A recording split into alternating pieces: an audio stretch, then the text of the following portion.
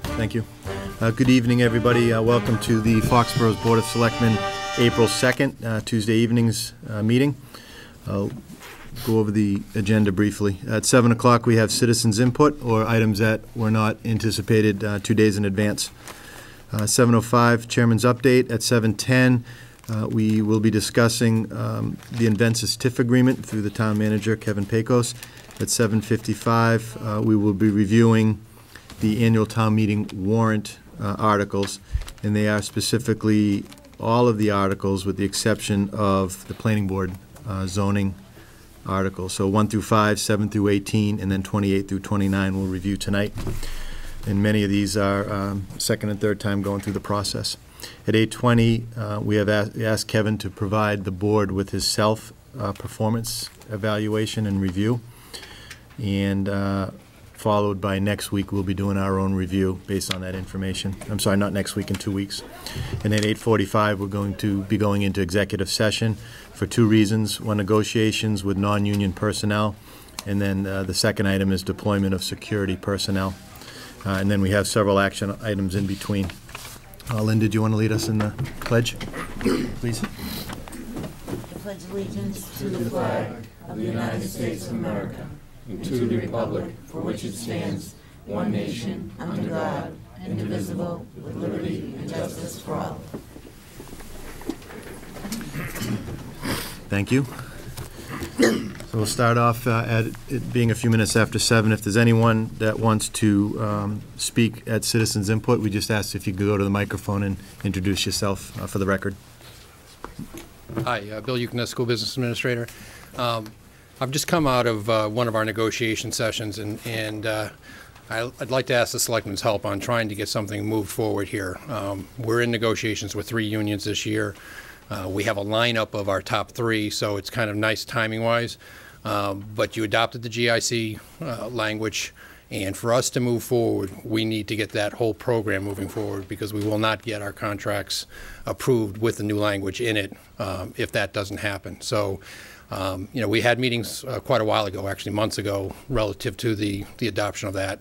And there are steps that need to happen from this point forward. To be honest with you, the union president has asked me to kind of come forward to you and represent his concerns that things aren't moving very quickly here if we hope to have contracts before the end of the school year. And it's kind of critical for us to do that, because we lose the teachers during the summertime. To get them to vote to ratify something, it gets very tough. So I'm strictly asking for your assistance in figuring out how we get this thing to move forward so that we can take advantage of these contracts all coming up this year. Okay, thank you, Bill. I know that's an initiative that we voted on quite a while ago, and I was under the impression that we were going through a process of educating the employees on the new program. And Kevin, can you speak briefly on that, on the process?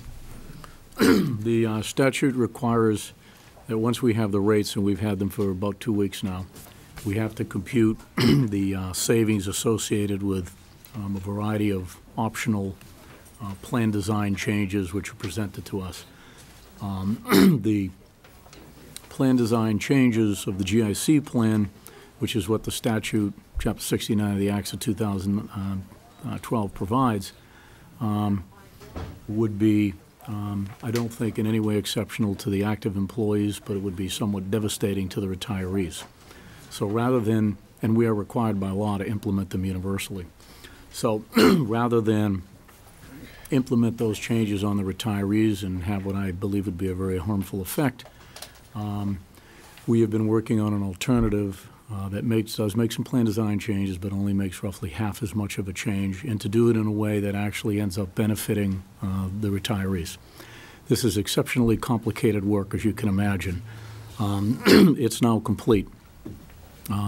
The fact that we've been able to do it during these past 2 weeks while simultaneously preparing the TIF tonight for you, a variety of other topics in the middle of budget season and annual town meeting season is frankly extraordinary. But we got it done. The savings from the various plans now has to be very carefully calculated. That is work that our consultant and our CFO are both doing, and actually he's on vacation, and from vacation he is working with our consultant to make sure that the savings is correctly calculated. Once that's done, we notify the Insurance Advisory Committee, and we meet with them and we give them these results. And as you recall, we say to them, here's your part of the savings, here's the town savings, and 50% of what the town saves in the first year, which is why the calculation must be absolutely precise, is shared with the employees in a way that they dictate from a variety of options that we're required to put before them. So that's all ready now. The employees then elect a PEC, a Public Employee Committee, composed of one representative of each of the bargaining units, and we meet again. And the PEC actually chooses what to do with the money. That's all happening, I would expect will be concluded sometime in the month of April or early May, and we'll have the decisions made in terms of what the PEC would like to do with the money. That will all be concluded well prior to the end of school, so that we can then dialogue with the employees. Only then and only then can we begin the educational process, because right now we don't know what we're educating anybody to. So it's a laborious process, has a lot of legal steps that have to be taken, and it has to be done very precisely. There's no margin for error. So while it is the case, I think, that everyone would like it to move faster, it needs to move very deliberately so that there is no mistake.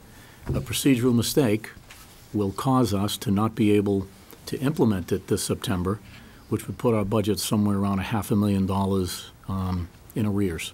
So we cannot make a mistake, which is why we're being very, very precise on this. And that takes time. Again, I can't do anything until we get the rates, and we've only had those for 2 weeks. Okay, thank you. So have you met with the insurance? I'm sorry. No, I was going to ask if there was any more questions from Bill. I know that they were in here before, a few months ago, and were like begging for a meeting. So you saying you couldn't have that meeting until? No, one meeting's already been held, but the only thing that can be done at that meeting is to have an explanation of what the process is, because we have no rates from Maya, from the insurance company. So now you have We just got the rates 2 weeks ago. And the savings. Right, and well, now we can. You work on the savings. Now we can compute the savings, but once we realized how devastating this would be to our retirees if we implemented this, we said we don't want to do that to them.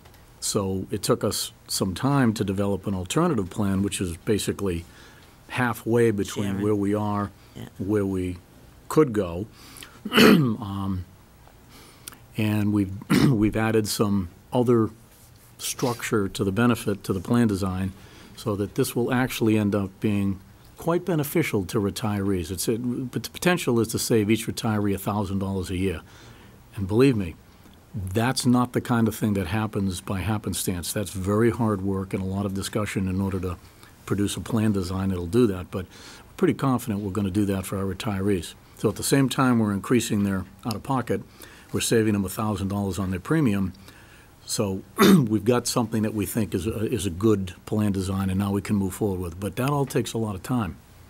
So you'll have that meeting with the Insurance Advisory Committee at a time when all of them can be here, Kevin? I think that's what the problem was the last time, was a few of them couldn't make the meeting. You had held it at a certain time during the day that they couldn't make it. Yeah, you can't ever get 100% attendance. It's just not possible. So we end up doing the best we can. Okay. But that meeting with the IAC will be scheduled for the end of the month. The boilerplate is all done. It's all written. It's just literally waiting for the numbers to be dropped into it and the notices to go. So that should happen in the next 2 weeks. Meeting will be in April. Further meeting with the PEC in May, and presumably some votes by them. And remember, it's a 30-day process once we initiate that step.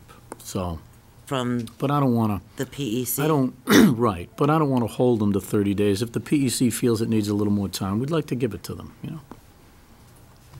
Okay. Bill, while you're still here, you seem to be the liaison between the school and here. Does that answer your question, or do you have enough to go back to your group with? Yeah, I think that answers the question. I think really this is kind of a more of a communications issue, because that's why they haven't heard in a while, so they're questioning. And again, we're pushing to obviously get these contracts resolved. Sure. So based on that time frame, you would assume that by the end of May you might have an agreement with the PEC? I'm not going to be held to that, but I'm hoping, sure. Okay. So it will be very tight, because they would have to take it back to their committees and ratify it and then send it forward. So I guess I'm just asking that and I know you're working on it hard, but as hard as we can get this done, the timeframes are going to get crucial. We've got 3 months to resolve this. So, all right. Thank you very much. Thank you, Bill. Okay. Anyone else under citizens input? Comments, questions? Okay. I'm going to forego the chairman's update. It's a little after 7:10, and I will invite Kevin to present the Inventus TIF agreement, and if there's anyone that wants to come to the table as part of that team. And as you're sitting, just for the people at home, this was a request that was brought to the Selectmen a month or so ago. And we'll let the group explain what a TIF is, but we put together a committee to That could be dangerous. study the TIF and to look at the merits of it. Gave them some time to work together with the applicant and then come back to the board with their recommendations. So in our packet, we all should have the recommendations and the backup information that was given to us on Friday. And other than that, we really haven't heard from the committee since it was initiated a month or so ago. So with that, I'll turn it over to Kevin. Thank you, Mr. Chairman, members of the board. Can I Sure, just make yep. one statement? I just want to make a statement that Inventus is a client of mine, the company that I work at, Priority Printing and Mailing. The town manager, the town clerk has, my disclosure form has had it since I've been a selectman here. I just do want to restate that I feel that I can act in the best interest of the town, and it won't influence my decision or anything, and our partnership will still go on. So I just want to make that very clear to everybody, and the disclosure is with the town. Yeah, great. It's on record and it's discussed, so thank you for doing that. I appreciate it. So Kevin, do you want to start us off? Sure, thanks, Mr. Chairman. What I'd like to do first is introduce our guests, and since I'm going to mess that up horribly, I'm sure, potentially, I'm not going to take that risk, so I'm going to let Lynn introduce all of our guests. I think the board knows Lynn and Steve, who've been working with us for some time, but we've got some other folks here who we're very happy to have here tonight. So if we could take a minute to do that, and then come back and I'll give you an introduction. Lynn, Sure. do you want to introduce John? Yes, we have John Eva here from the company, from Inventus, who is the Senior Vice President. So thanks, John, for being here tonight. We have Liam Weston right here, who is a Senior Vice President of HR. Steve Sacco, who you know. We also have some other invited guests from the Governor's Office, from the Mass Office of Business Development.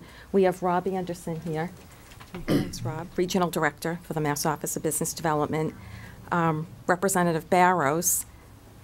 I don't think he's here yet, but He's here. Oh, yeah. Yeah, it's right next to Jim. Hello. Okay. Usually you hear them by now, so I think that's why everyone was confused. Kara Griffin, Executive Director with the Tri-Town Chamber of Commerce. Ed Tartufo, also Tri-Town Chamber of Commerce. He's on the Board of Directors.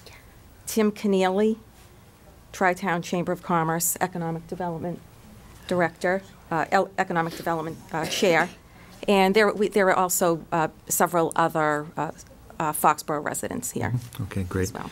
And I know I may have missed it, but could you introduce yourself and for the record and who you work for? Yes, Thanks. I'm Lynn Tokarczyk. I'm Government Incentives Consultant for Inventus. Okay, thank you.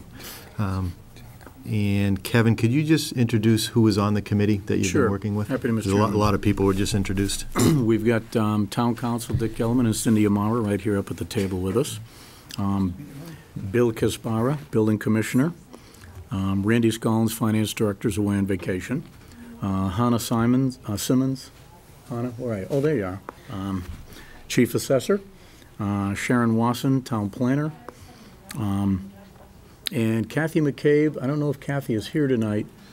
She actually was our consultant that advised us on this. Kathy worked at MOBD for years, Mass Office of Business Development, and was one of the original creators of the TIF program and has tremendous knowledge. And she is already working for the town on the master plan for the planning board, so Kathy was a natural person to add to the team. So that's the team, Mr. Chairman, members of the board. All right, thank you. So here's what I'll do by way of introduction, very briefly. Just tell the board that the team met 3 or 4 times on its own to kind of frame the issues. We met with MOBD, who was very helpful to us. Then we had, I think, 2 meetings with Steve and Lynn and exchanged proposals, went over all of the issues. Had a very substantive, several-hour discussion. That resulted in the bones of an agreement. We gave that to Town Council and Lynn to put together into the actual documents that you have in front of you tonight. And I won't take the time at this time to go through the provisions there. But later, after Lynn is concluded, I think Lynn and Steve are going to give us a presentation which should be very helpful, not just for the board, but for the public, about just a reminder of what a TIF is, a bit about who Invensis is, the specifics of what the project will affect, and a bit about what Invensis means to our community in terms of the economic impact of it. So before I turn the mic over to Lynn, I just wanted to add this. Invensis has a completely unique and truly wonderful relationship with the community. How many towns can boast a business with a full century of partnership with the community? Not many, obviously. Moreover, how many communities can boast a partnership where at times in the town's history this was far and away our largest employer, and indeed the corporation bore the town's name. That's how symbiotic the relationship was. It has been a pleasure, truly, looking at all of this material. The TIF team, it was a privilege and a pleasure for all of us to go through this, and Lynn and Steve have been outstanding partners as we've gone through this.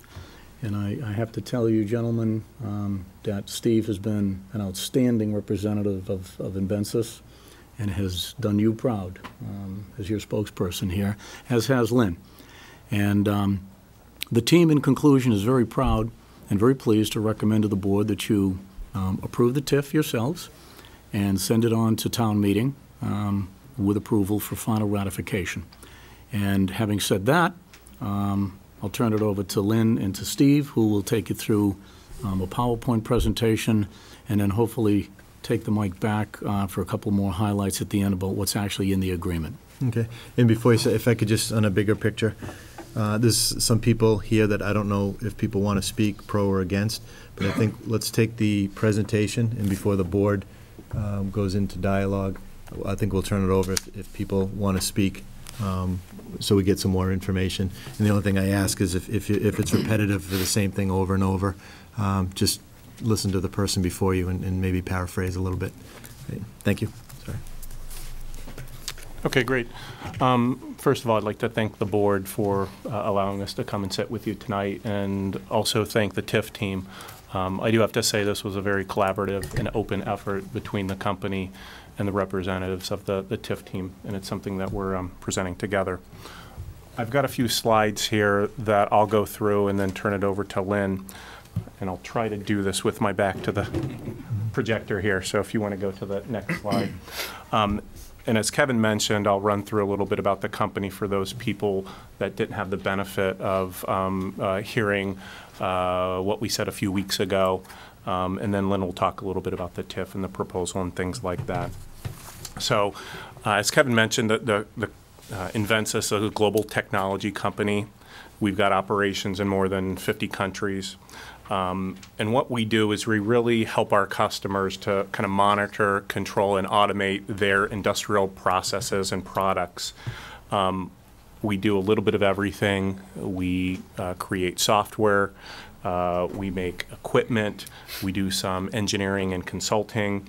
And we do it in a variety of industries across the world, whether it's oil and gas, food and beverage, pharmaceutical, mining, kind of you name it. If it's an industrial process, we're involved in it in some fashion. Here in Foxborough, the company designs and manufactures measurement and instrumentation systems. We also assemble and test electronic equipment, and we've been doing that for many, many years here in the community. If you want to hit the next one. As Kevin mentioned, we like to think of ourselves as kind of a unique employer in the community. We're very proud of our long history with the town of Foxborough. And we've had many generations of employees be residents of Foxborough. Presently, we have approximately 100 current employees that live in the town of Foxborough, and we have many, many others that live in the surrounding towns. One of the things we're very proud of is our longstanding relationship with the community and our ability to give back. We've done that for many, many years. In fact, I was here in the fall to receive a community award. I was very honored to receive that from the town. And here on the slide, there are just a few examples of some of the things that we've done over the past several years, whether it's donating the land and resources to the YMCA or having our employees work with several groups within the town, the Council on Aging, the Historical Commission. This is something that we do on a continual basis. In fact, we've got a number of community events lined up during the month of April, supporting and continuing to support various groups in the town, in the surrounding towns. We are working with in our Invensys Involved program to continue to promote that and have our employees support the town. We can go to the next slide. A little bit about our presence in the town. We do have 3 locations in the town. We have the Bristol Park location at the bottom of the screen, which is administrative offices and our training center. That's there off of Route 140. We have our Cohasset building off to the upper right, which is really our engineering, software, and research and development center. It's located on Mechanic Street across from the YMCA. And we have our Neponset facility, which is on Neponset Street, which is our 100-year-old manufacturing facility that also contains engineering, some R&D, our IT group, and so on and so forth. These buildings have been part of our portfolio for many years. They are underutilized. We have vacant space in several of the buildings. They're also outdated. And as we have been approaching the lease expiration of 2 of the buildings, the Bristol Park and the Cohasset buildings, we've been looking at our options, and that's what prompted us to come and be very open with the town and sit down and make this proposal. What we're really trying to do is to bring our employees together, really create kind of a modern workspace that will not only retain our employees but help attract future employees. The proposal, we can go to the next slide, Liam. The proposal that we're making here, I think I probably covered a lot of that already. You want to go to the next slide? The proposal that we're making is really got a couple of components. We're proposing to make a significant investment in the Neponset and the Cohasset buildings, and you can see the numbers here. It would involve renovating portions of our owned Neponset facility to upgrade the office spaces, the conference room spaces, things like that, as well as a complete renovation of our leased Cohasset building, which would be a major renovation of most elements of that facility. You can go to the next slide. As part of the proposal, we're planning to retain at least 900 jobs here in Foxborough. And these jobs that we currently have are good jobs. These are engineering jobs, software jobs. They're also manufacturing jobs. They're IT, they're customer support, customer service. They're really across the whole spectrum, across our employee footprint. And, you know, these are good jobs with competitive benefits.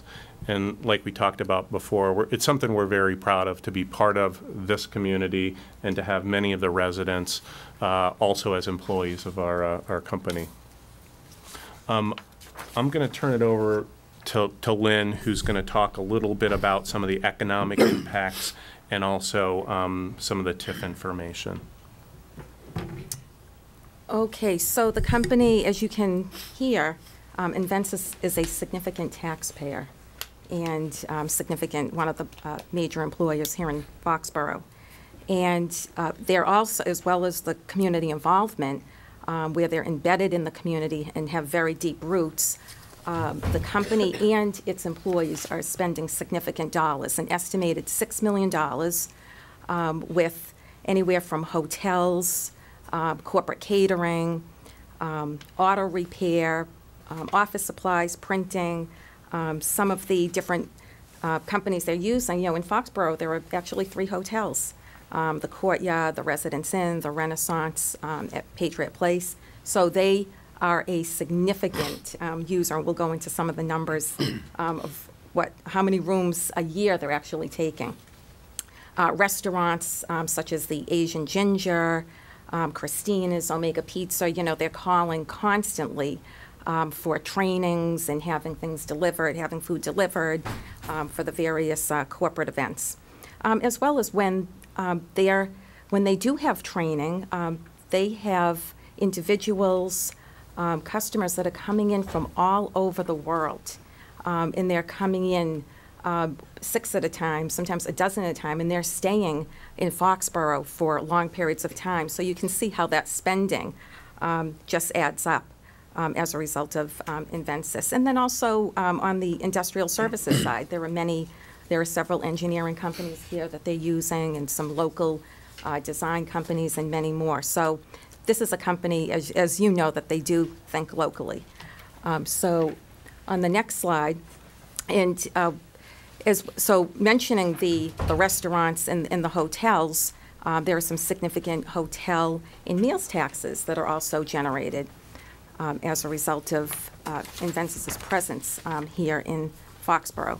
And we thought it would be helpful to see exactly, you know, where they're spending, how much they're spending. I know it's kind of hard to see the slide, but you know, anywhere from in the hotels area, they are spending, you know, over $500,000. And again, this is a very, very conservative number. This number is actually based on approximately 4,500 rooms per year. And again, this is a conservative number. And at an average room rate of approximately $114 per night. So this is where this figure comes into play, over 500,000. Restaurants, coffee shops, as you can see, corporate catering, you know, they're spending close to $1 million in this area. So again, this is the company and its employees. And there was a survey taken based with several employees and where they're spending their dollars. Also, when we talking about additional jobs, the multiplier impact.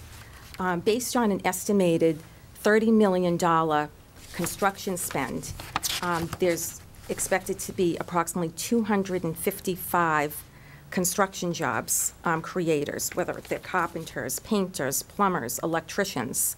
And so this is on an annual basis. Again, it's approximately $1 million. So the spend is, as a result of this project and Invensys being located here, is approximately $6.7 million. So we thought it would be helpful for you to have some of that background.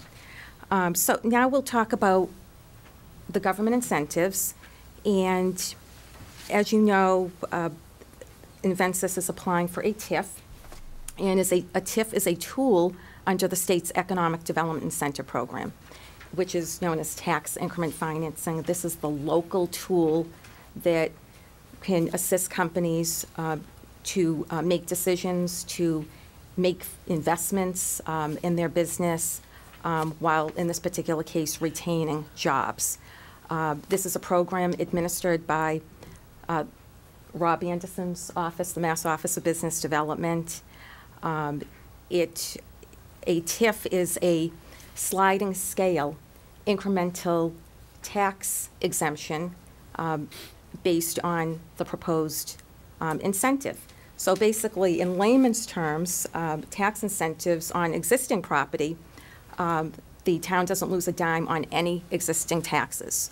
So if the company plans to spend approximately $30 million, that will increase the assessed value of both properties, generate new taxes. So in this particular case, it would be a discount on the new taxes. So no taxes lost to the town.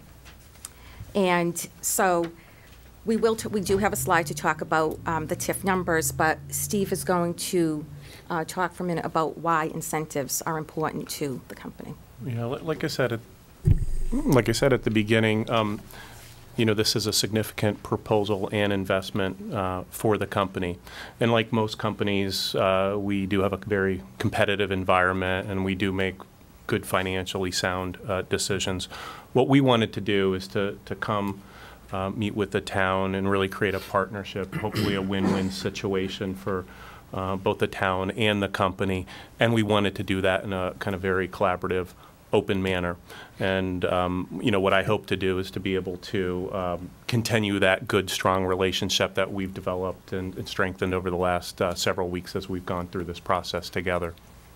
Right, and it's an education process, and hopefully if the board is receptive tonight, the company would plan on holding a community information session the end of April at their property to invite residents. They're hoping that if everything works out, it could be in the April 25th timeframe. So more to come on that in the evening. Again, it's a way to educate on what the company's plans are and the proposed TIF. So, next slide, please. So, the TIF program, the TIF incentive proposal is on your second page of the handout. And TIFs actually are, the program allows a TIF to be a minimum of 5 years, a maximum of 20 years. And the company was very sensitive as to what type of TIF they were proposing, and something, and I'm sure Kevin will discuss that, something very fair and reasonable.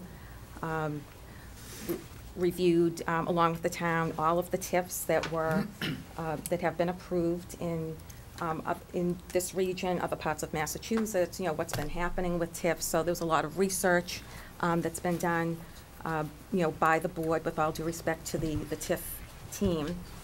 So this is basically a 15-year TIF exemption, starting off, as you can see, well, on your handout, with 100% exemption in the first 4 years, then tapering down to 90, 80, and then you can see the numbers where in the last 4 years are very nominal, 40, 30, 20, 10%. And so currently on this property, both properties, the Mechanic Street and Neponset, the town's collecting approximately $375,000. And over a 15-year period, that is approximately $5.6 million. And that's what you're receiving today, with no assumption, with no inflation factors included in that. So the estimated tax revenue with the TIF is approximately $1 million to Foxborough as a result of this negotiated TIF agreement, which is all new tax revenue coming into the town. Of course, we know that TIF would expire in year 16, so full taxes would be paid. The existing plus the new, which would be approximately $567,000. So again, full taxes would be paid once the project expires, and then after the 100% in the first 4 years, gradually the town is collecting new tax revenue year after year. And then again, a big pickup is really in year 5, when the percentage is at 50%, and then the town is collecting really the lion's share of the tax revenue. So the new taxes as a result of this project, again, is from Invencis, would be approximately $1 million. Additional fees, permit fees, as a result of the 2 properties would generate approximately $420,000 in additional cash to the town. Based on the numbers that I provided on the hotels and meals, the revenues that the town is currently collecting is approximately $571,000 on those items. So if you take the existing tax revenue, what they're paying now, the new tax revenue, including the hotel and meals taxes, permit fees, the town is in the position to generate $7.6 million. And the tax incentive that Invencis is seeking, again, for 15 years over a period of time, is approximately $125,000, the average annual over the 15 years, which is approximately $1.8 million for the 15 years. So again, the average annual is an estimated $125,000, and the town would be generating approximately $7.6 million as a result of this project.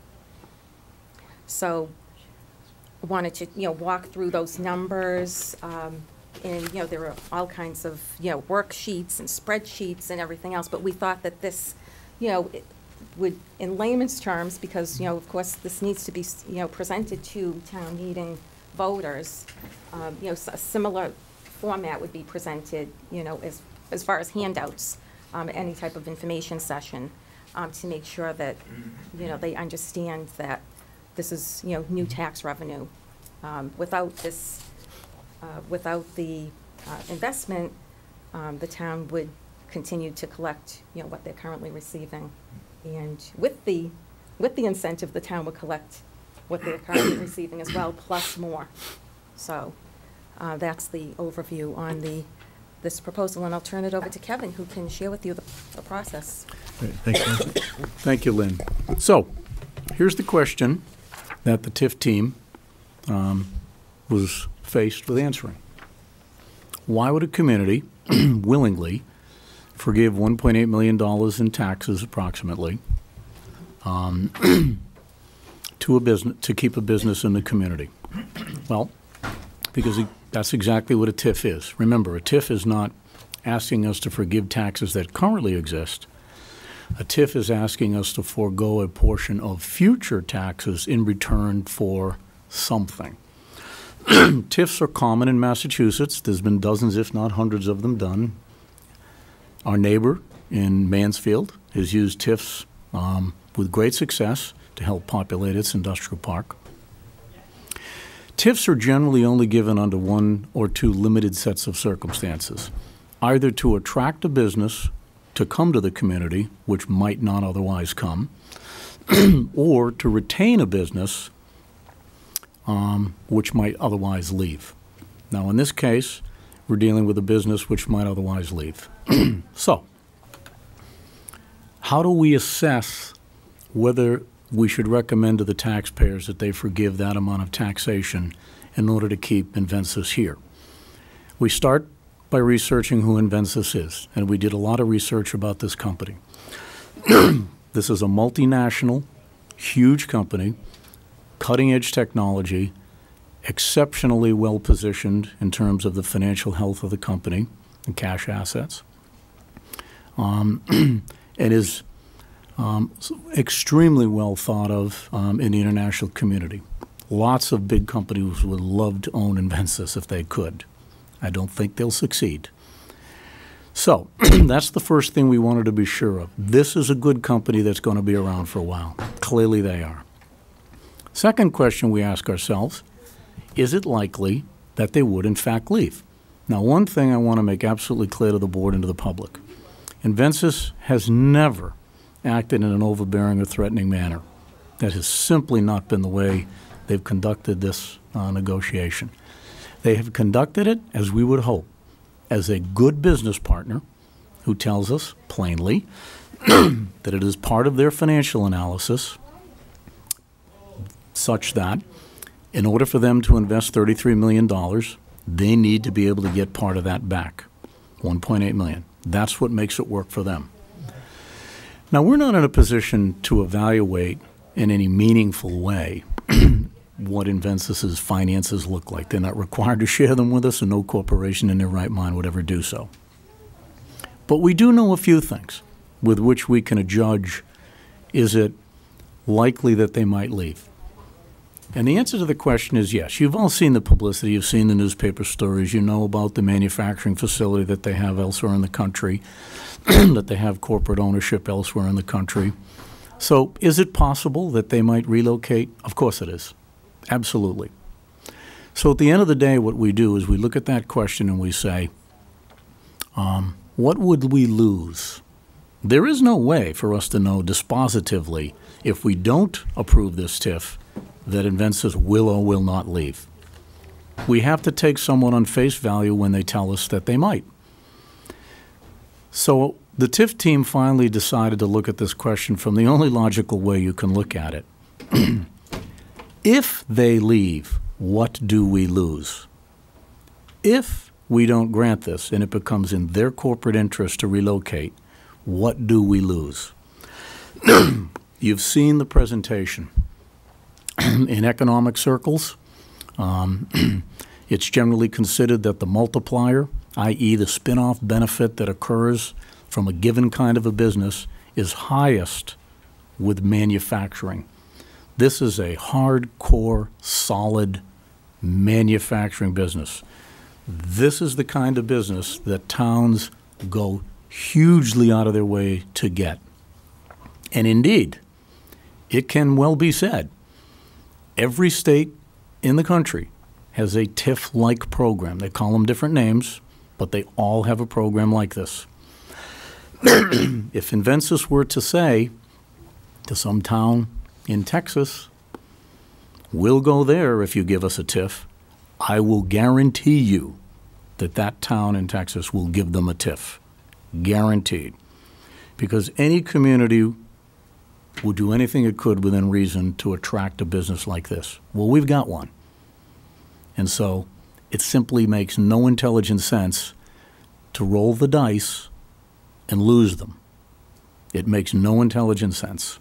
And at the end of the day, that's somewhat what you have to take on faith, is that if we don't enter into this partnership, if we say to Invensys, your presence in this community is not worth us making this investment, then Invensys might say, we're sorry to hear that, but we may have to go somewhere else where someone else will express that confidence and make this investment.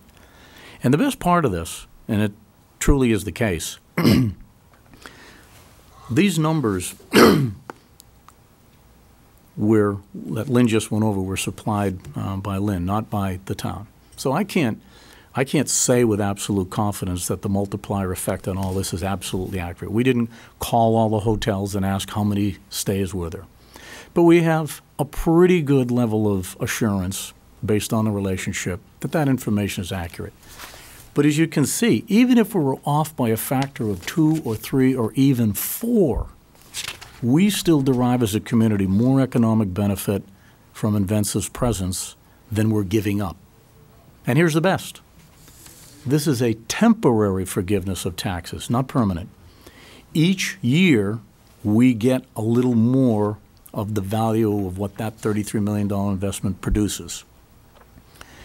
And so when we get 10, 11 years into this, we're capturing almost full value, and at 15 years, we get the full value. Now, I know 15 years seems like a long time, but it's a blink of an eye in the history of a community. And so it can truly be said that we're providing a small incentive to Invensys, $1.8 million, but we're leveraging 900 high-tech, well-paying jobs, millions of dollars of investment and economic multiplier effect in the community, and eventually All of these taxes will come to us anyways, all of them, 100%. So when the TIF team went through that entire analysis, and I'm summarizing hours and hours and hours of deliberation into what ends up being a very simple question. There seemed to be no logical answer but to recommend favorably on this TIF to the board, and hopefully the board will act on it favorably and recommend it to town meeting. This seemed to be an undeniable, inescapable conclusion that this just made huge and logical sense. Speaking as your town manager, I would not want to be the one who said to you, oh, don't worry, don't grant the TIF. I don't think they'll leave. And then find out in a few months that I was wrong. I sure wouldn't want to make that recommendation. And so at the end of the day, that's the choice that confronts us as public officials and leaders of the community. Does anybody really want to take that risk? Does anybody want to find out? Well, at the end of the day, it just makes utterly no sense to do so. But it makes great sense to keep Invencis here for all the reasons we've said. And that is why, at the end of the day, we recommended that you accept exactly what they proposed. 4 years at 100%, 1 year at 90, 1 year at 80, 1 year at 75, and on down the line. And you can see the formula at the top of the page. But we did not make the recommendation without protections, because obviously what the town is getting in economic benefit, we want to be sure that we're going to continue to get. So there are provisions in there such that if the investment is not completed, then the TIF is not triggered. If we lose jobs, then the TIF is re-examined, dissolved, or restructured. And we need to set certain litmuses, so we've chosen 25% as the litmus. We lose 25% of those 900 jobs, TIF gets renegotiated. We lose more, TIF gets renegotiated. We're pretty confident that's not going to happen and renegotiations won't be necessary. But I want the board to know and the public to be aware that we're not taking this as a blind faith commitment. At the end of the day, you have to take certain things on faith, but they're logical and intelligent things. But we've backed it up with some very, very strong protections in the TIF agreement itself, so that if things don't unfold, as we all hope, the town has substantial rights to recapture that value. So I think that's the best point at which to entertain questions and comments from the audience. And if the board has questions about the very, very specific provisions in the TIF with respect to those so-called clawback provisions as they're known, I would turn that over to Cindy and Dick since they are the attorneys who drafted that. Thank you, Kevin. Just a point of clarification. I know you're summarizing for the TIF team, but on the team we had our building commissioner, finance director, chief assessor, town planner, town council, and economic development specialist, and yourself. Was this unanimous? Yes, this was unanimous. And by the way, Mr. Chairman, just a small clarification. We actually prefer to be called Team TIF. We just thought that was a little racier than TIF team. I don't know. Seemed better. We were going to get hats, but we thought that'd be too much. Okay. I asked if Steve would provide them. He said no, by the way, John. So tough negotiator. Thank you. So before we deliberate amongst ourselves, is there anyone in the audience that wanted to give their input, offer their input? John?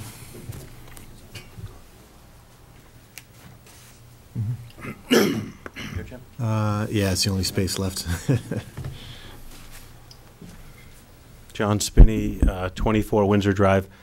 I was here last Tuesday and I presented to the Board of Selectmen a letter regarding the town's entering into this TIF arrangement, as well as a proposal that I would have presented or negotiated for this TIF.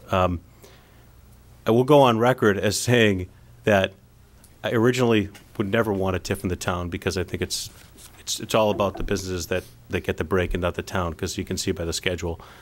However, you know, I think it does make sense to be good neighbors and good business partners with people in your community. And, you know, I'm a business guy too. I've negotiated similar deals in Rhode Island and things like that. And so I understand Invencis's need to get what they need, but I also understand from living in the community that what I see on the proposal up there is not a balanced proposal for the town.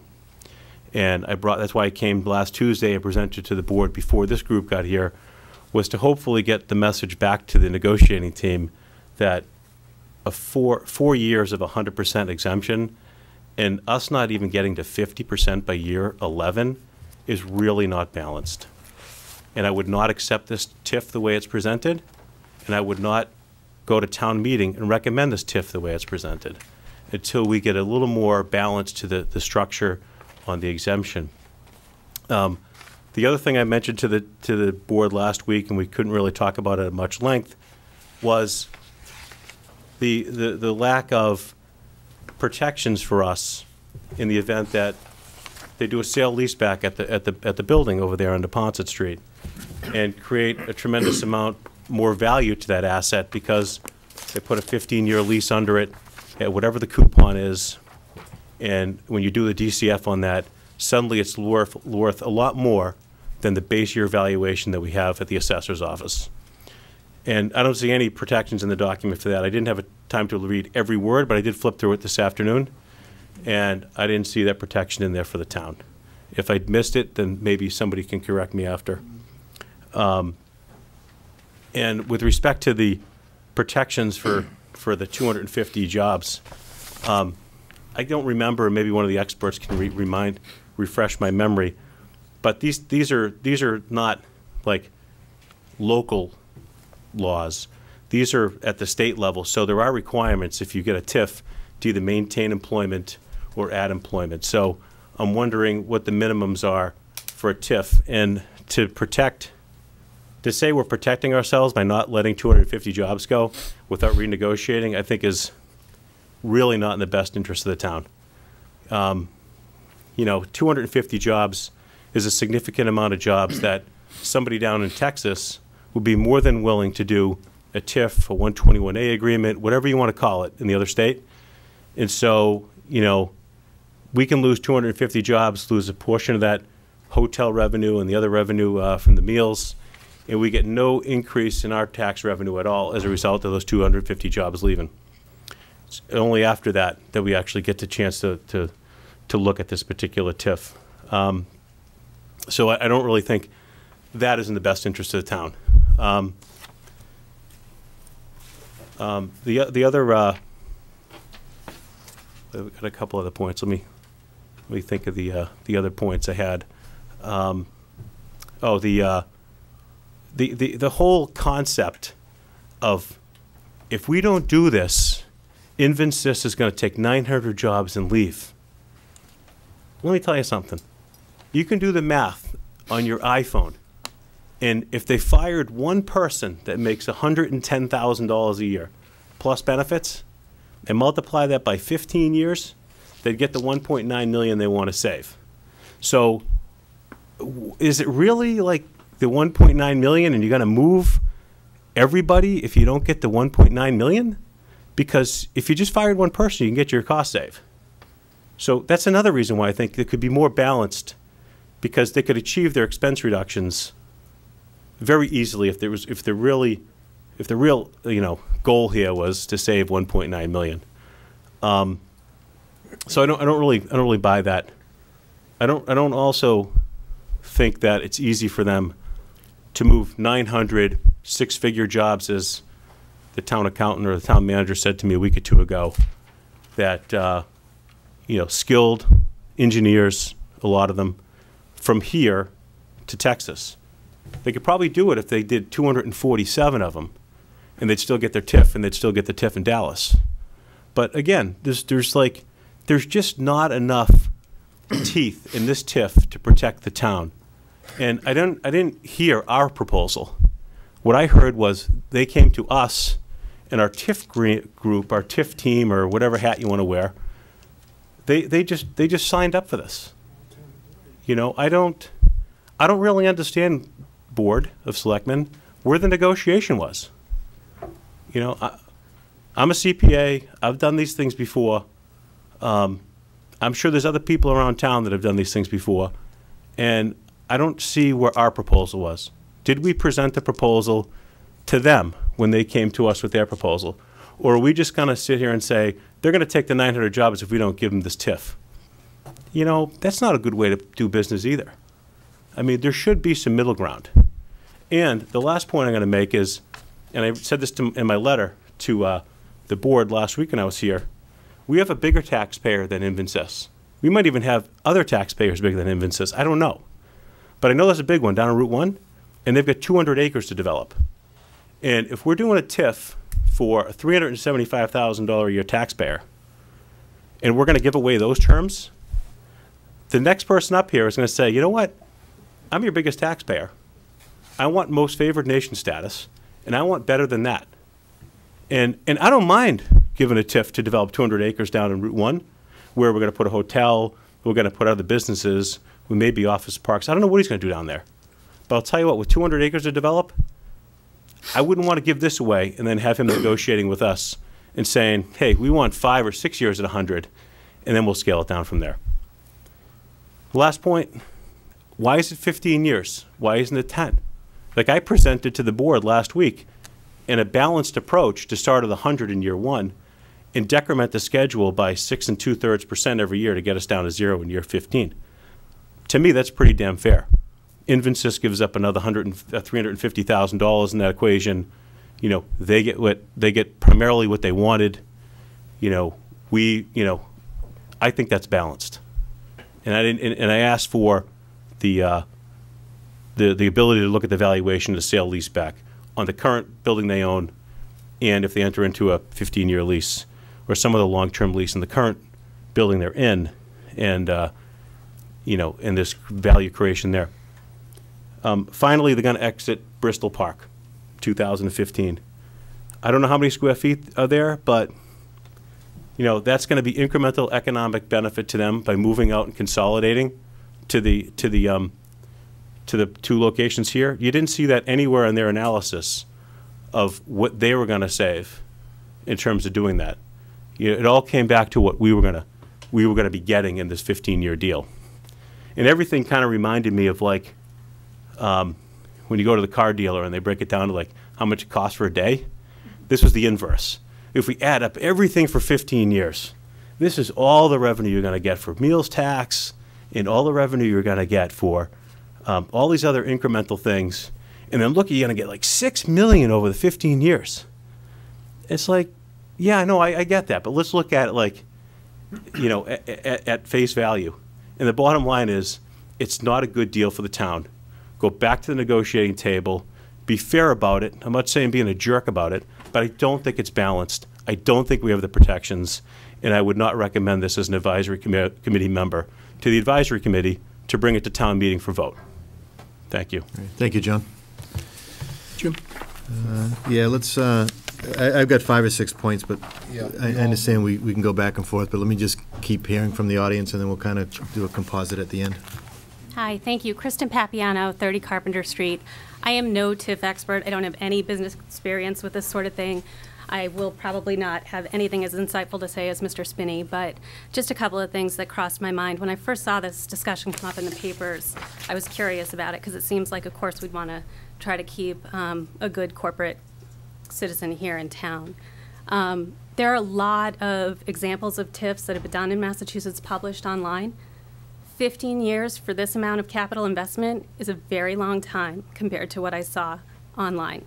So if Invensys is going to offer more information to the town, I think it would be helpful to be candid or transparent about which other TIFs you compared yourselves to come up with the average, and which you disregarded as not comparable.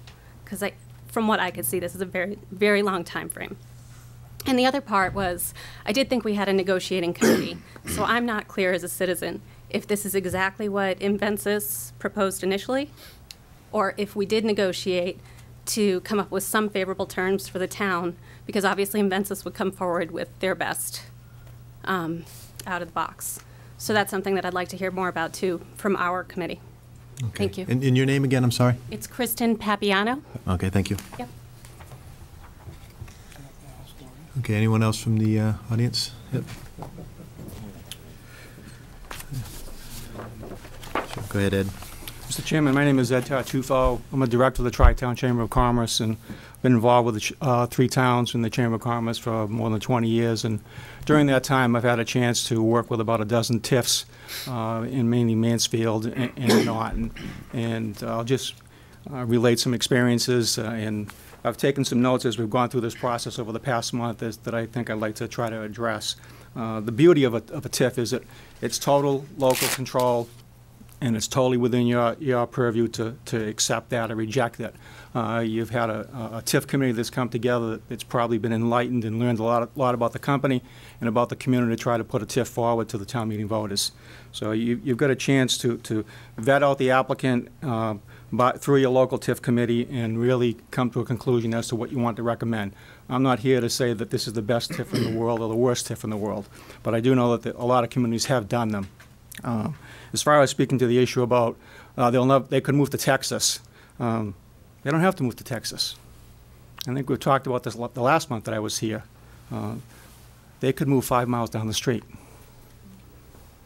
And those jobs that exist in Foxborough could now commute to that same location, whether it's in Massachusetts or right over the border in Rhode Island. Because all the communities are very competitive. They would love to have a manufacturing company come to their town, and they would do whatever they could to try to attract them there. So to go to Texas, maybe, I don't know the reason why Texas was named and brought into the picture, but they could go anywhere, and it doesn't have to be that far out of state in order to accomplish their goal. You've looked at the formula that they've shown as far as the breakdown of that 15-year TIF. There is no set formula for a TIF.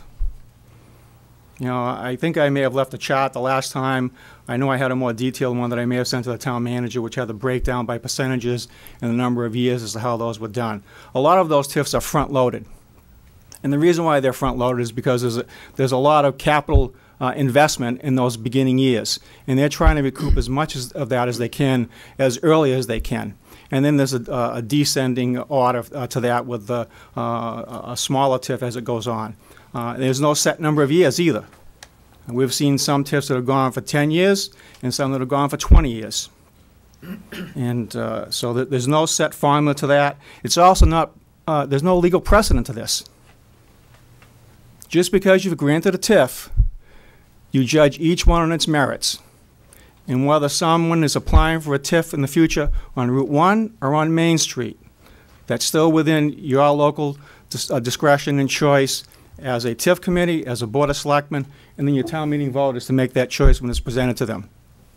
And you're hopeful that everything has been vetted out with that company, that's good for the community and good for the company, that you become partners in the process.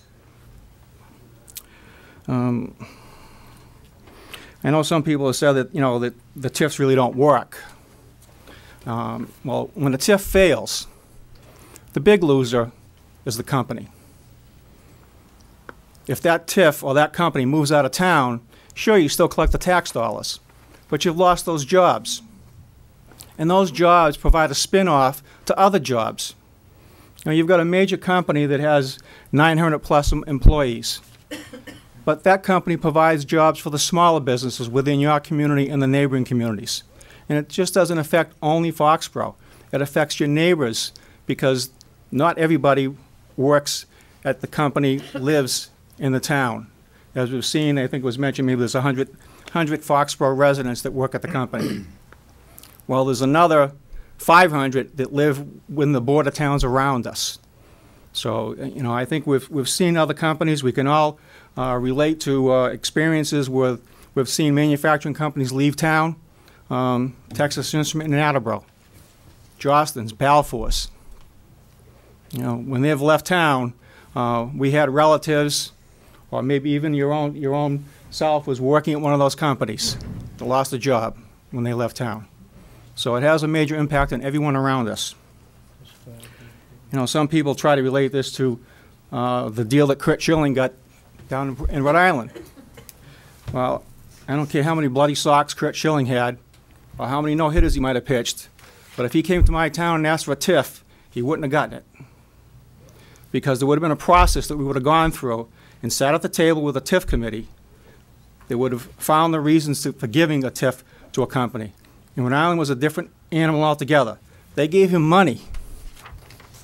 We don't give money in TIFs in our communities. We're giving them a break on their future taxes for the investment they're going to make in their projects. And there are projects that have been decertified. We've had 3 of them in our situation. One of them was General Motors in Norton. General Motors had a 20-year TIF with the town of Norton.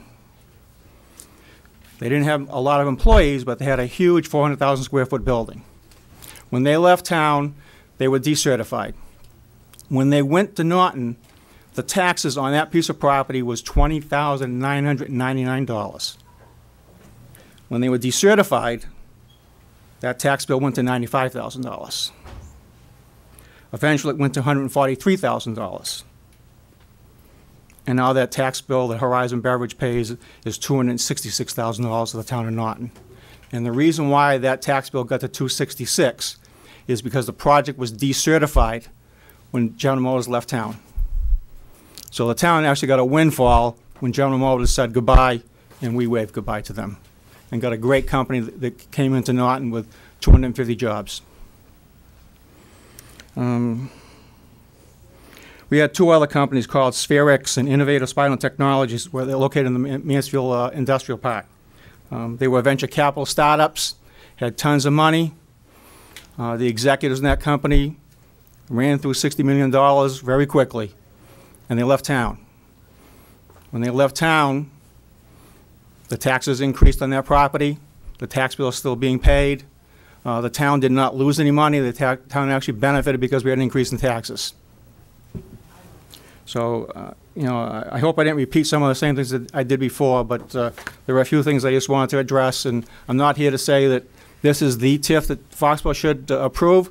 That's truly your local decision. And I think you've done a fabulous job of bringing a TIF committee together to discuss all the material, and it was up to them to speak out as to whether they felt was good or bad. And they've made a positive recommendation to the Board of Selectmen, which has been unanimous. It doesn't have to be a unanimous decision, but your committee so chose to make it a unanimous decision. It's now up to you to present it to your town meeting, if you decide to do so, and it's up to your voters to make the final decision. So all I can say is good luck. Thank you, Mr. Tartufo. Appreciate that. Mr. Representative. How you doing? Jay Barrows, your state rep. I just wanted to say, as an observer and also a participant in past TIF applications in both Mansfield and Norton as state rep, that it has worked. And in fact, in Mansfield now, we're enjoying the benefits of surviving that 10 years, that 12 years where folks are coming off their agreements and they're paying the full tax. And as Ed said, we did have a couple that we lost on, but we were able to decertify and then begin to collect the full tax on the property. It's 2013. I don't think it's any time to play chicken. You know, Invincis is an important employer here in Foxborough, but as Ed indicated, and I don't mind repeating what Ed said, but for the region, you know, for the region, it's huge. You can take these numbers and sprinkle them through Mansfield, sprinkle them through Norton, North Attleboro, Rentham, Norfolk, Plainville, and it has an impact on our region. And they've been here over 103 years, I believe. I believe them. I believe in the company. I believe in the people that work there. And I really think that Foxborough needs to, you know, again, make an investment, which means they're not getting any less than they are today and will receive more in the end. And put to bed once and for all, is Invincis staying or are they going? And we've heard that for a number of years. I look at the investments they've made in the community, not only with their capital investments, the YMCA, that 23 acres, and what the town's enjoyed as a result of that, priceless. I look at the mentors that go into the charter school and into the high school to teach STEM, you know, science, technology, engineering, and math, priceless. I look at the work that they do with Invincis Involved and all the different community activities that they position themselves in. April being volunteer month, they're going to be at it again. Their employees are engaged. That stuff's priceless. And so if we were ever to lose them, where do we make that up? And it's very, very difficult. So, again, great work on the TIF committee. As Ed said, maybe it isn't exactly what you end up with, but it's a great start, and it's a great opportunity to finish it and carry it across the finish line into town meeting and get it put to bed, and let's keep moving on and try to get our unemployment rate down lower. This is going to create jobs. It's going to help us, again, regionally reduce the unemployment rate, which we've struggled at a little bit over 6%, but we've done a hell of a lot better than anywhere else in the Commonwealth. So I really I look forward to your decision. Thank you. Thank you, Representative Barrows. Is there anyone else? Mr. Keneally? Good evening. Tim Keneally, 28 Pine Acres Road. I'm the executive. I'm on the executive committee for the Chamber of Commerce and on the Foxborough Rotary, and I just want to point out two things real quickly. As a member of Rotary, I've had an opportunity to work closely with a number of people who are engineers at Invencis, and their character and their quality of their behavior is exemplary, and I see them giving and giving and giving to the community, and to me, that's the type of company that Invencis is, and that's why I think that we want to be a business partner with them. And as the Vice President of Economic Development for the Tri-Town Chamber of Commerce, I want Foxborough to appear to businesses everywhere to be pro-business, to want to partner with good corporate citizens like Invencis, to attract new business to this area. And this type of corporate give back from the town makes us more attractive to businesses that will come to this town, recognizing that we're a place that is business friendly and will bring jobs here and will help us to continue to grow as a community in the right way. And that's why I support this TIF for the folks at Invencis. Thank you. Thank you. Okay. Anyone else from the audience? Okay. So as chairman, let me just try to put something together here. Sure. Yep. Did the TIF committee present the town's proposal to Invencis, or did and what was that? What was our proposal to Invencis? Okay. Kevin? Well, let me do that, because that's one of the questions I have here. I think we've heard statements so that the board can digest that, and we can talk about that. But the questions I heard, if we can go through these quickly so it helps the board while we have everybody here. One of them was, is there protections in the agreement? And while we have counsel here, maybe we can hear from him. The differences between the state and the local minimum, and where we have a representative from the state, maybe he can address that. Their proposal versus our proposal, if there is such thing as our proposal, but if someone in the committee could talk about our proposal. The question of where did 15 years come from versus 10 and 20. The issue of Bristol Park, is that a separate entity in this agreement, and how does that set itself apart from the other two buildings? And I had one other one, I can't read my writing, so. Could I ask Council Gellerman on just to talk about the protection that's in the agreement? The initial protection is if there's a decrease in the number of jobs that are to be retained, excuse me, if there's a decrease by 25% of the 900 jobs, then what happens is the percentage of the TIF that's granted in the year following that decrease, the percentage of that TIF is decreased by the same percentage. For example, if there's a 25% reduction in the job retention in a year where there's 100% of the TIF, that will go down to 25% pro rata. So that's that protection. If the company fails to meet any of its obligations spelled out in the agreement, the town provides notice and can then seek decertification. Protections there too. If the program or the project doesn't start, the TIF doesn't start. And again, in answer, I think, Mr. Finney, this was one of your questions, I'm not certain, but just the TIF applies only to the increased value attributable to the project. So I think if you're talking about other improvements to the property other than that which is generated by the TIF, those would be assessed in the normal course and taxed in the normal course. Would the base going into the TIF year as that base increases generally with other similar properties. I think that was one of your questions. Yeah, I'm not an expert at it, but it was not clear to me that if we locked the base year at the base year and they're paying $375 for that, the valuation was what it was. If they did a sale leaseback, it generated, 1.5 times the base value. I want to make sure the town participates in that, because if they do that, that's a gain that they're going to recognize on their books. Not all at once, they'll defer it, take it over time, but the town gets nothing in return for that. Yeah, unless that increases the valuation, according to the assessors of the property. It should. It either does or doesn't. It not necessarily changes the market value of the property, therefore it may not change the assessed value. Therefore, it wouldn't be subject to this TIF. In any event, that kind of change is not subject to the TIF agreement.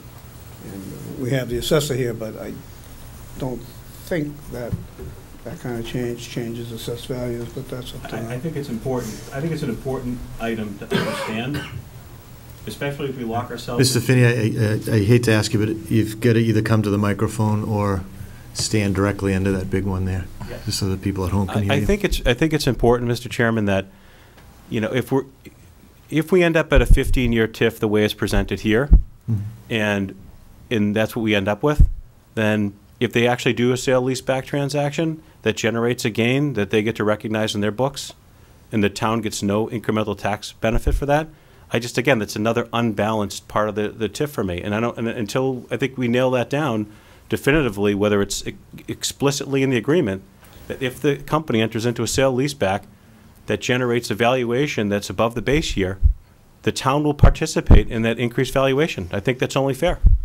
And I don't see it in the agreement. Well, what is in the agreement is what the TIF is applied to. The TIF, if you want to follow it, if you look at paragraph 1 after the first whereas, the exemption from taxation is based only on the new incremental value of the property as a result of the project. Okay? So if there is an increased valuation due to a sale leaseback, that's not diminished by the TIF. So it's paragraph 1, and then if you also look at paragraph 5, it again says the incremental value is a value tied to the project. So it answers it, I guess, in a negative way, but it does answer it. Okay. And then just a couple, actually, while we had, do you mind speaking from the state's perspective on some of the state minimums versus what you're seeing here? Sure. And if you could just introduce yourself if they didn't catch it at the beginning. Sure. Rob Anderson, Metro West Regional Director for the Mass Office of Business Development. Our goal is job creation and retention in Massachusetts. The Invencis project is retention. It is keeping good manufacturing jobs here in the state. One of the strategies used to help keep businesses like Invencis in the state is the TIF program. Now, this is a local-only project. This is something that is happening between the business and the community. The state is more of a passive partner in this case. So in terms of the clawbacks, the minimums, that is not something that we are involved in this particular project. However, as with any TIF project, there's a yearly audit that they have to fill out. It is looked at, and there has to be some compliance with that, or else the state raises its hand and says, you are not doing what you were supposed to. Now, those things, certain percentages, and obviously, should you get down below 25%, that would obviously raise some red flags with the state. But to answer your particular question, in terms of what the states are, with these local-only projects, there are no minimums in terms of job creation, and anything that the municipality chooses to negotiate with the company in terms of loss of jobs is not really in our purview. Does that? It does. It answers my question, Mr. Anderson. If you're sticking around for a little bit? I'm here to. All right, thanks. I'm here to answer any other questions if okay. people have. Now, Kevin, the other, when this application came to us, that's public record, so we saw the formal request. Then the committee was formed, and you guys went back and forth. Is there such thing as our proposal? Yes. Can you talk a little bit about that? This is it. Okay. Two questions I think I'd like to comment on. One was our proposal. The other was why did we recommend this specific formula. In terms of our proposal, we did not come to the proposal to the table with a specific number of years and percentages of tax forgiveness. It is universally the case. I've been involved with 4 TIFs. Other members of the team have been involved with TIFs. It is universally the case that towns don't come to the table with a proposal. The business does. What towns come to the table with is a proposal about what they'd like to see in the TIF to protect the community, i.e. to get what it is that you're giving the forgiveness for, and secondly, to secure in any kind of mediation agreement any impacts on the community. So when a business is locating, typically, as opposed to you're retaining it, when a business is locating, for instance, the shipyard project in Hingham, it was a new business coming to Hingham. There was substantial impact on the community, so there was substantial mitigation payments in order to address the traffic concerns that would accrue to the community. In this case, we're retaining people who are already here, so the committee looked closely at would there be any impacts to the community, and we felt those impacts were minimal, negligible, and therefore we didn't need to ask for a lot of mitigation payments. We did, however, have a number of issues that we were very, very concerned with, and we had 11 specific proposals that we made when we sat down to the new negotiation. In fact, we handed Invencis this list, and I will tell you that the majority of these concerns are expressed in the TIF, not all, but that is the nature of a negotiation. In terms of the second question, why did the committee recommend exactly what Invencis asked for in terms of the total tax forgiveness? Well, in order to assess if what they're asking for is fair, you have to kind of ask yourself a couple questions. One, what is the ratio between what the private investment is and what the forgiveness amount is? What is the period over which it's requested? Bearing in mind that when a private company makes a large investment in the millions, they're putting out a lot of money over a very short period of time. Typically, I think this is an 18-month build-out. So they're putting out $33 million over 18 months, and they can't realize any profit during that 18 months for that $33 million investment. Very simple, because they're tearing their building apart and rebuilding it.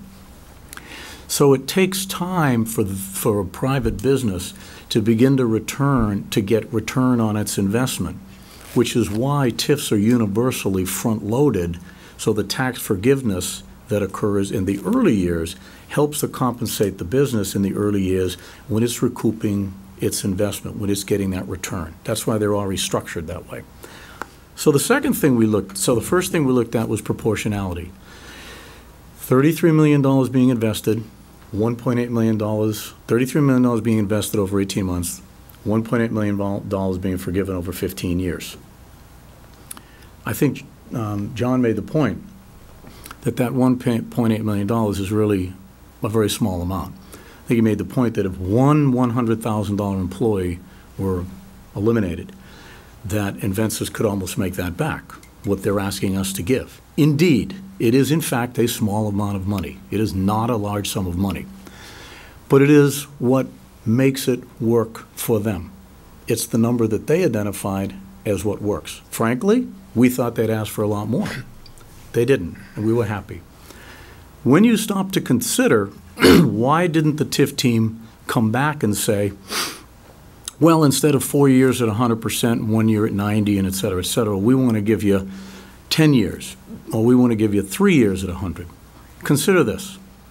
Over the next 15 years, the pendency of the term of this TIF agreement, the town of Foxborough will collect in gross receipts over $1 billion. $1 billion. We collect $60 million right now. 4 to 5% growth per year in receipts, compounded per year, do the math, it's over $1 billion. If we had said to Invensys, we propose to give you 3 years at 100% and 1 year at 90%, it was small dollars to the town, very, very small dollars.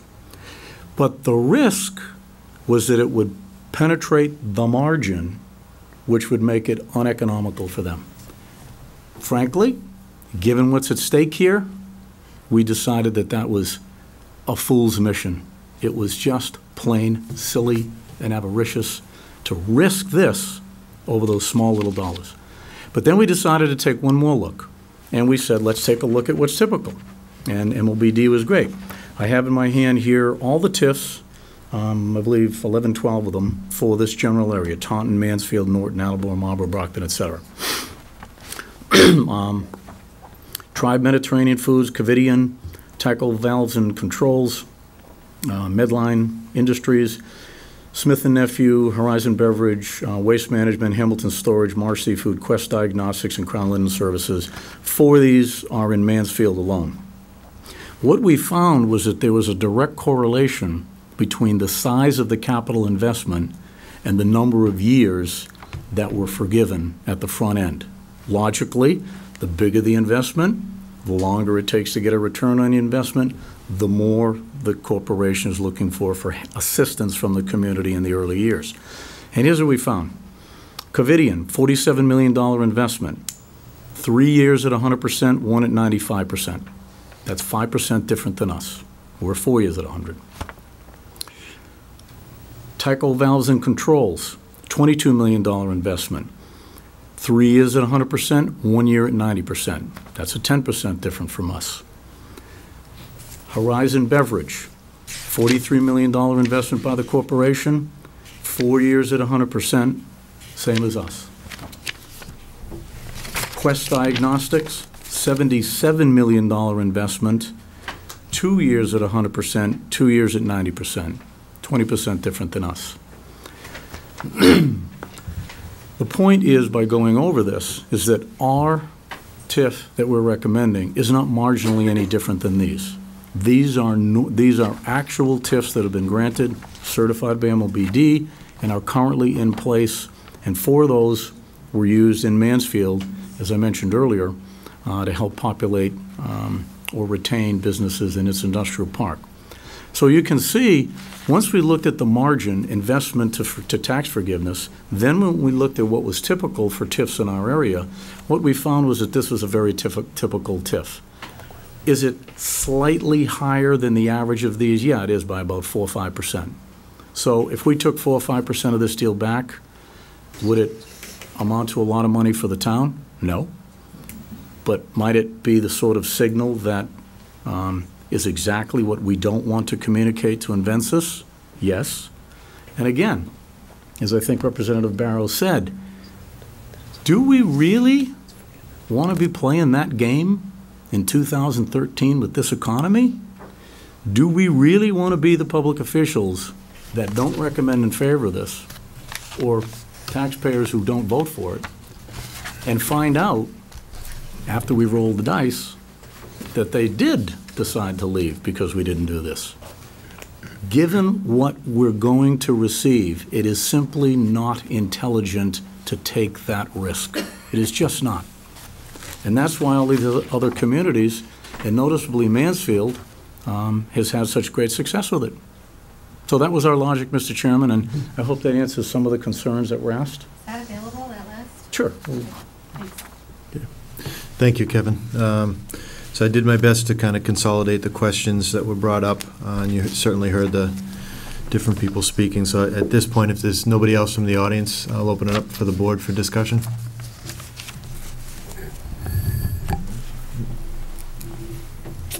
Linda? So, I put things in layman's terms for myself to figure it out. So as I'm looking through this, I'm saying, okay, my house needs a coat of paint, my house needs, sprucing up of the yard, whatever. I don't think that Hannah's gonna come over and say, well, you put that coat of paint on there and you raked your yard and now your house is worth so much more money. So I'm thinking this is basically what Invensys is doing. They've been there for 104 years, and it's about time they did some house cleaning and renovating and getting up to the Joneses, let's say. So they're going to continue to pay their taxes that they've always paid, and we will start seeing revenue, little bits of it, in 4 years, right? Isn't it 4 years, or is it 5 years? 5 years? On the 5th year. On the 5th year, we'll start seeing increases of the taxes coming back to the folks in town. But I think it's also going to encourage people to become employees of the company. So therefore, they'll be spending, those people will be spending more money at the gas stations, at, Lowen's, at the dry cleaners, at Omega, taking hotel rooms and things like that. So even the number that they presented for the, the economic impact that they currently have, that's going to go up too. So if the bottom line is right now, the annual average tax relief that we're giving them is $125,000, our town itself is going to gain because of the folks that are coming in that are going to be spending money within our town, whether it's at Primo's or if it's at Lowen's. We're going to get the meal increase, sales, meals tax for that. I just, that's how I looked at it. I mean, that's as plain as Linda can do things, so I'm in support of it. Anyone else from the board? Thank you, Linda. I spoke to a couple of the people on the committee. I called them on my own to ask questions. And I think one of the things that we have to stress is that even though the first 4 years, even though it's at 100%, the basic taxes are still going to be paid. I think that's something that the townspeople have to realize. We will still be getting tax revenue at this present level. And then at year 5, it starts to go up a little bit. Apparently, Invensys, the buildings there, they're old, and they really need to be modernized. And the money from the TIF that they will be investing will be used to modernize those buildings so that they can, bring people in, and this will be a very nice facility and a modern facility. I just lost my train of thought because I didn't write it down. But the main thing, when I talked to the TIF team members, I said, you know what, I have to make a decision on this. And this is a decision that the BOS Selectmen have to make. And in making the decision, we are making a recommendation to the town meeting for their vote. And my question to them was, if I okay this, am I going to be able to sleep at night? Am I going to be able to sleep at night for the next 15 years to know that my decision was a good one for the town of Foxborough? And they both said yes. And I was kind of leaning toward that anyway, but it was a validation of my thoughts in allowing a company to remain here, but to invest in this town. And I think that's very important. We have to welcome investment in the town of Foxborough. So I will be voting in the affirmative on this question. Thank you. Thank you, Ginny. Anyone else? Yeah, Lorraine? Thanks. I also spoke to a number of members of the TIF committee, and I think one of the concerns that I hear being raised is by granting a TIF, what does that do to future developers efforts in town. And I think, hearing that each TIF stands on it, learning that each TIF stands on its own and is evaluated individually, I think that's a very important factor for us to consider as we make the decision.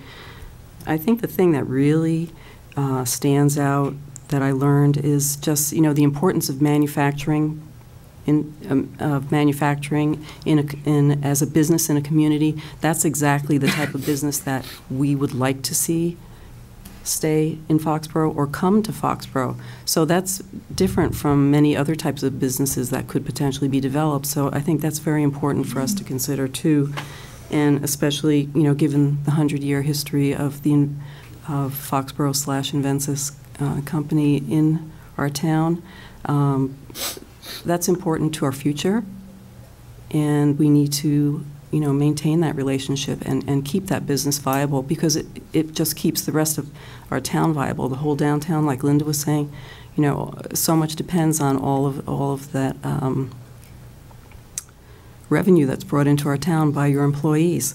So for those three reasons, I would vote to support the TIF. I just wanted to make one other suggestion. I did speak to one member who said it was just so enlightening to see your facility and see exactly what you do, and I was wondering if at some point we could come for a tour and maybe invite the advisory committee, who will also be, weighing in on this decision for the town. I think it might be helpful for all of us to do We'd that. be happy to have you. So, thank you. Thank you. Anyone else from the board? Mark? Jot down a few notes here for everybody. I don't want Linda to yell at me because the microphone's far away. Thank you. It's definitely going to be a long town meeting. It's already been coming up on well over an hour and a half just speaking about this tonight. I'd like to take John Spinney to speaking. As usual, he does a great job. He's an influential person in the town, friend, and whatever he says I take into consideration. But there's one thing we're all missing here. It's not the first time the TIF opportunities come to Foxborough. Lynn and me have met before back in 2005 or 6, I forget, on a small company trying to come to Foxborough with very minimal jobs, and the board voted 5-0 against it. You're talking about a grass-rooted company that's rooted in our society with families involved. There are families in this town that have been here for generations that still work for this community. And I think this is one of the most important decisions I've ever had to make on the board. I really do, because you're not talking about just money here, which everybody is talking about. People get relocated when decisions like this, and the executive board of the town of Selectmen makes a decision like this in the negative. People and families get uprooted. They get moved. They relocate. Children are taken away from our children out of the school system, and they have to relocate. And it's happened. It's happening to a former board member right now because he lost his job, and he's moving his children to New York. And this is what I'm thinking here, while everybody else is talking numbers. You got a life-changing, altering situation going on here. You got 100 jobs in Foxborough, you got 500 in this local communities here, and nobody once has mentioned families. It's life-altering. I can't see how you would take a company like this, and you're talking about taxation. The taxation these families pay in this town, the volunteerism these families do in this town, and every other thing, coaches, basketball coaches, softball, whatever, scouts, whatever, they're all integrated into the community. And I just see that aspect, to me, being the most important, because what we decide here changes the impact of families. All of our decisions do. So, but this is the biggest one. Yeah. I mean, and there's no guarantee that corporate Invensys from England, I believe, says, okay, we like the Foxborough deal, we're going to go there. But I'm going to give it my vote that we do go there. And I think at town meeting, hopefully it's not as long as this. We are like an hour and a half over the agenda when it comes down to it. But that's what I see here. And this is not the first TIF being granted in this town. There's been other, in lieu of taxation, with Route 1. There's been other agreements made. They're not TIFs. It was a different agreement. You can call it a pilot or whatever. There's been other things, and Dick, you could speak to that. Because starting up a company and letting it grow to get to be where it is now, because of the town, Foxborough, working with another entity to bring that to fruition, which has been obviously very successful.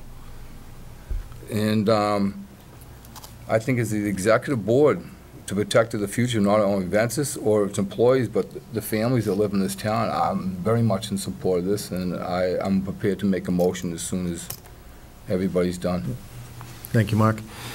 I got to say, when this came in front of us a month or so ago, I was concerned, not so much for the proposal, but more for the process. It came to us in a difficult time because we're trying to get our warrants together, we're trying to do the budget, and it came kind of with the umbrella that everyone loves Ventus because you do the things that you do to the community thing. So I was skeptical that we was going to get a skeptical eye on it.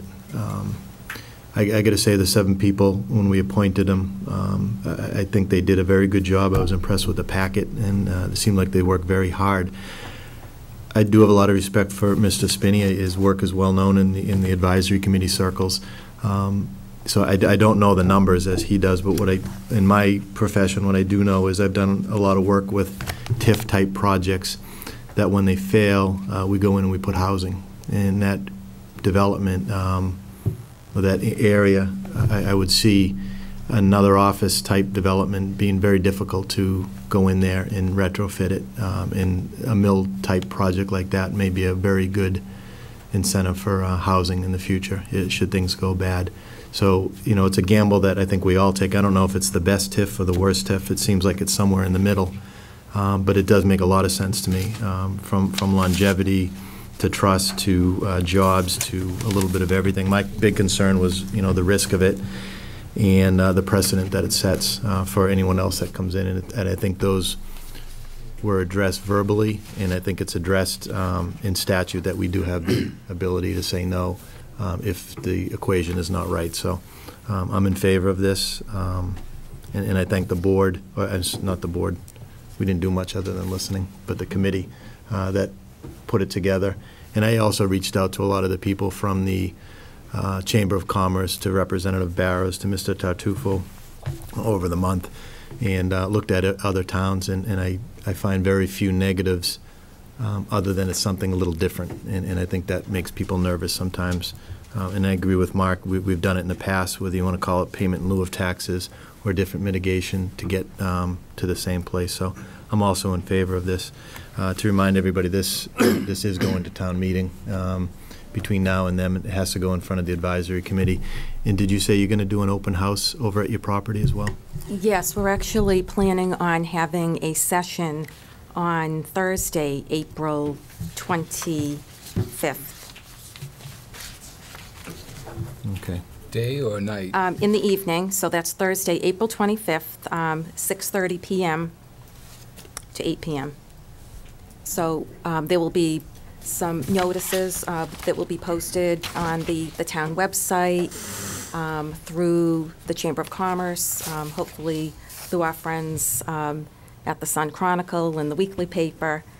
So we'll be getting the word out and making a lot of phone calls as well. Great. So you're all invited. Okay. Yeah, if you could keep us updated Yes. on that, that would be fantastic. So any more discussion from the board? The town council has prepared a motion. We're not obligated to it, but if someone wanted to read the motion that was prepared. I move to approve 38 Neponset Avenue and 70 Mechanic Street as the Ventus Economic Opportunity Area, EOA, for a period of 15 years pursuant to MGLC 23A, Section 3E, and approve the submission of an application for approval of the Ventus EOA to the Massachusetts Economic Assistance Coordinated Council. Second. Motion made, seconded. Further discussion on that first motion? I just had a question. Kevin, on the warrant article, I believe it says a time frame of like 5 to 20 years. Is that just Is that language going to be changed to I'll actually 15? I'll turn to Dick on that. The motion will be more specific. More specific, okay. When we did the articles, we reached agreement on the Okay. Okay, thank you. Okay. Any more discussion on the motion? Was it seconded? It was seconded, yep. Motion made by Linda, seconded by Lorraine. No more discussion anymore? All those in favor? Aye. Motion carries 5-0. Now, there's also 3 more motions for the way that this is structured, and this is separate property, so. To recommend the town meeting approve a proposed 15-year tax increment financing TIF plan in agreement pursuant to MGL C40, Section 59, between Inventus Systems, Inc. and the town of Foxborough for property located at 38 Neponset Avenue, and authorize the submission of same for approval to the EACC. Second. Motion made by Linda, seconded by Lorraine. Further discussion on the motion? All those in favor? Aye. Motion carries 5-0. Do we have a motion? Move to recommend that town meeting approve a proposed 15-year tax increment financing TIF plan and agreement pursuant to MGL C40, Section 59, between Inventus Systems, Inc., Lexington, Foxborough, LLC, and the town of Foxborough for property located at 70 Mechanic Street, and authorize the submission of the same for the approval to the EACC. Second. Motion made by Linda, seconded by Lorraine. Further discussion on the motion? All those in favor? Aye. Motion carries 5-0. And the last motion? I move to recommend that town meeting approve the acceptance of the proposed certified project application by Inventus Systems, Inc., pursuant to MGLC 23A, Section 3F and 402 CMR 2.0, and authorize the submission of the same for the approval to the EACC. Second. Motion made by Linda, seconded by Lorraine. Discussion on the motion? All those in favor? Aye. Motion carries 5-0. I'd just like to take the opportunity to thank Inventus for bringing a proposal to the town for consideration, and the staff that worked to review it and bring us their recommendation. I do have a question in the audience. Jim, so now that the board's approved the TIF and it has not gone to the advisory committee, the only thing that the advisory committee can do now is make an amendment on town meeting floor to change the TIF? What alternative does the advisory committee have now that the Board of Selectmen has approved the TIF without the advisory committee advising on it prior to it, getting to town meeting? They recommended it, they don't. I think Recommended it. the way that all the other articles would come to you, you have 14 or 15 members, you could approve it, or you can deny it, or recommend it, or recommend it against it. Yeah, they can't rewrite the TIF, though. That's exclusively under the statute, the Board of Selectmen's prerogative. So it's up or down. Okay. Mr. Chairman, can we take a 5-minute recess, please? Sure. Is that okay with everybody? Okay. So we'll take 5 minutes and come back. Thank you. Thank you. Thank you. All right, thank you. Thank you, everybody, for the short recess. For very good discussion for the Inventus TIF. I'm going to take one item out of order from the action items. We have and I apologize, I didn't know this person was here. A lot of people don't come for the appointments, but if you can go to your action item list on number 1, a request for appointment to the Disability Commission to the term expiring on May 1st, 2013 for the following: Sherry Barrett and Patricia Flowers Elevitz. And I believe Mrs. Barrett is here? Yep. Oh, no. Susan Collins, 10 Arnold Drive. Okay. I'm the chairperson of the Commission on Disability. I apologize. Yep. All right.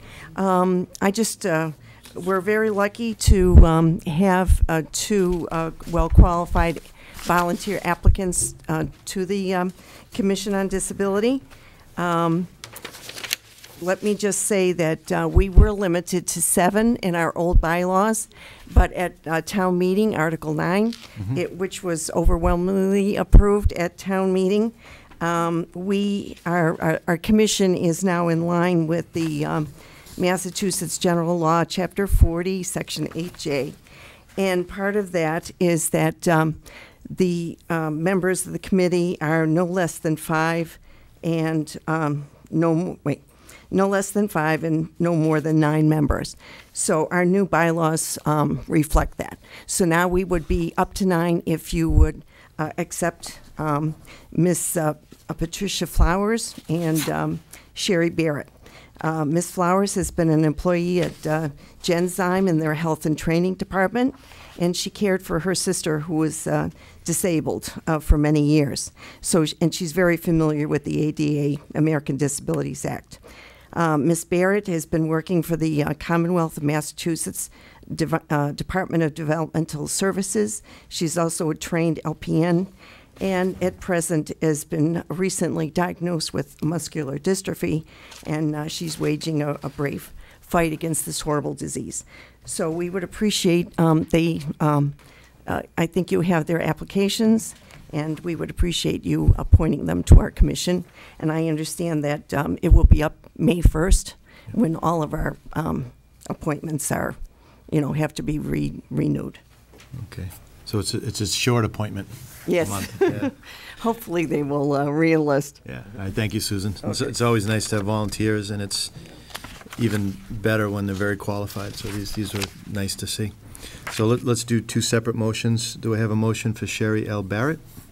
So moved to appoint Sherry L. Barrett to the Foxborough Commission on Disability. Second. Motion made and seconded. Further discussion? All those in favor? Aye. Motion carries 5-0. And is there a motion for Patricia Flowers Elevitz? I move that we appoint Patricia Flowers Elevitz to the Foxborough Commission on Disability. Second. Motion made and seconded. Further discussion on the motion? All those in favor? Aye. Motion carries 5-0. Mr. Chairman, well, Thank you. The town manager finds a few things he's looking for. You want to do the last 2 action items? Because Mr. Pecos is looking for something right now. Okay. There was item number 2, a request for a license for an additional vehicle on East Coast Limousine Service, valid through December 31st, 2013. Do I hear a motion for that request? I move that we accept the license for an additional vehicle for East Coast Limousine Service, license valid through December 31st, 2013. Second. Okay, motion made and seconded. Further discussion on the motion? All those in favor? Aye. Motion carries 5-0. The last action item is for Bernie Overett, a renewal appointment to the Industrial Development Finance Authority to a 5-year term expiring April 1st, 2018. So moved. Second. Okay. Motion made and seconded. Further discussion? Bernie? All those in favor? Aye. Motion carries 5-0. Okay, back to our agenda. Okay, I wrote on my back of my agenda. Copy. Okay, thanks. Okay, the annual town meeting warrant review. We took out all the planning and zoning, so we've got a handful. And we are running a little late, so it was requested to either put it off till next week, or if we go a little further and carry everyone a little later and just get these done tonight. Preference? Do we need to get these done for AdCom, though? Well, we've got one more meeting. I think it's too tight. I think we need to do these tonight and get them over there. I think so. I think that they've had these and they're reviewing it, but next week we've got all the zoning, and I think might be a little bit more onerous than these. So go through them. Okay. Okay. 1, 2, and 3, you don't actually take a position on. There's procedural motions. If somebody is going to make a report, right now we don't know about it. Here it is. Okay, so 4, you're already on record. That's the budget article. You've already done that. 5's the CIP. You've already done that. So really, now, Article 6 is not on this list. Why is that? That's the personnel bylaw? that's just because I wanted to have the HR director here the night we do that one, and I didn't want to try to guess when this was all going to get over with. So it's not removed. That's going to be next week? Right. Okay, the 16th. Article 7? 7 is the firefighter one, and that's going to be a dismiss, pass over, whatever the motion is, because it's No not action. ready. No action. No action. Okay. You can take a motion if you want. Yeah, let's do that. If it's no action, let's just get that out of the way. So, we have a motion on Article 7. Motion to take no action on Article 7. Second. Motion made, seconded, further discussion.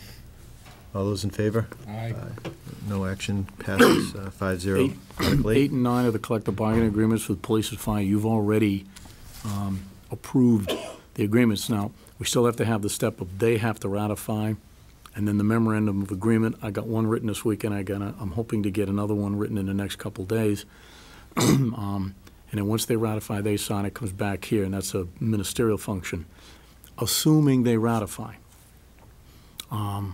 Might have no reason to think they won't, but assuming they ratify, we are automatically bound to recommend in favor of these articles. Statute provides that.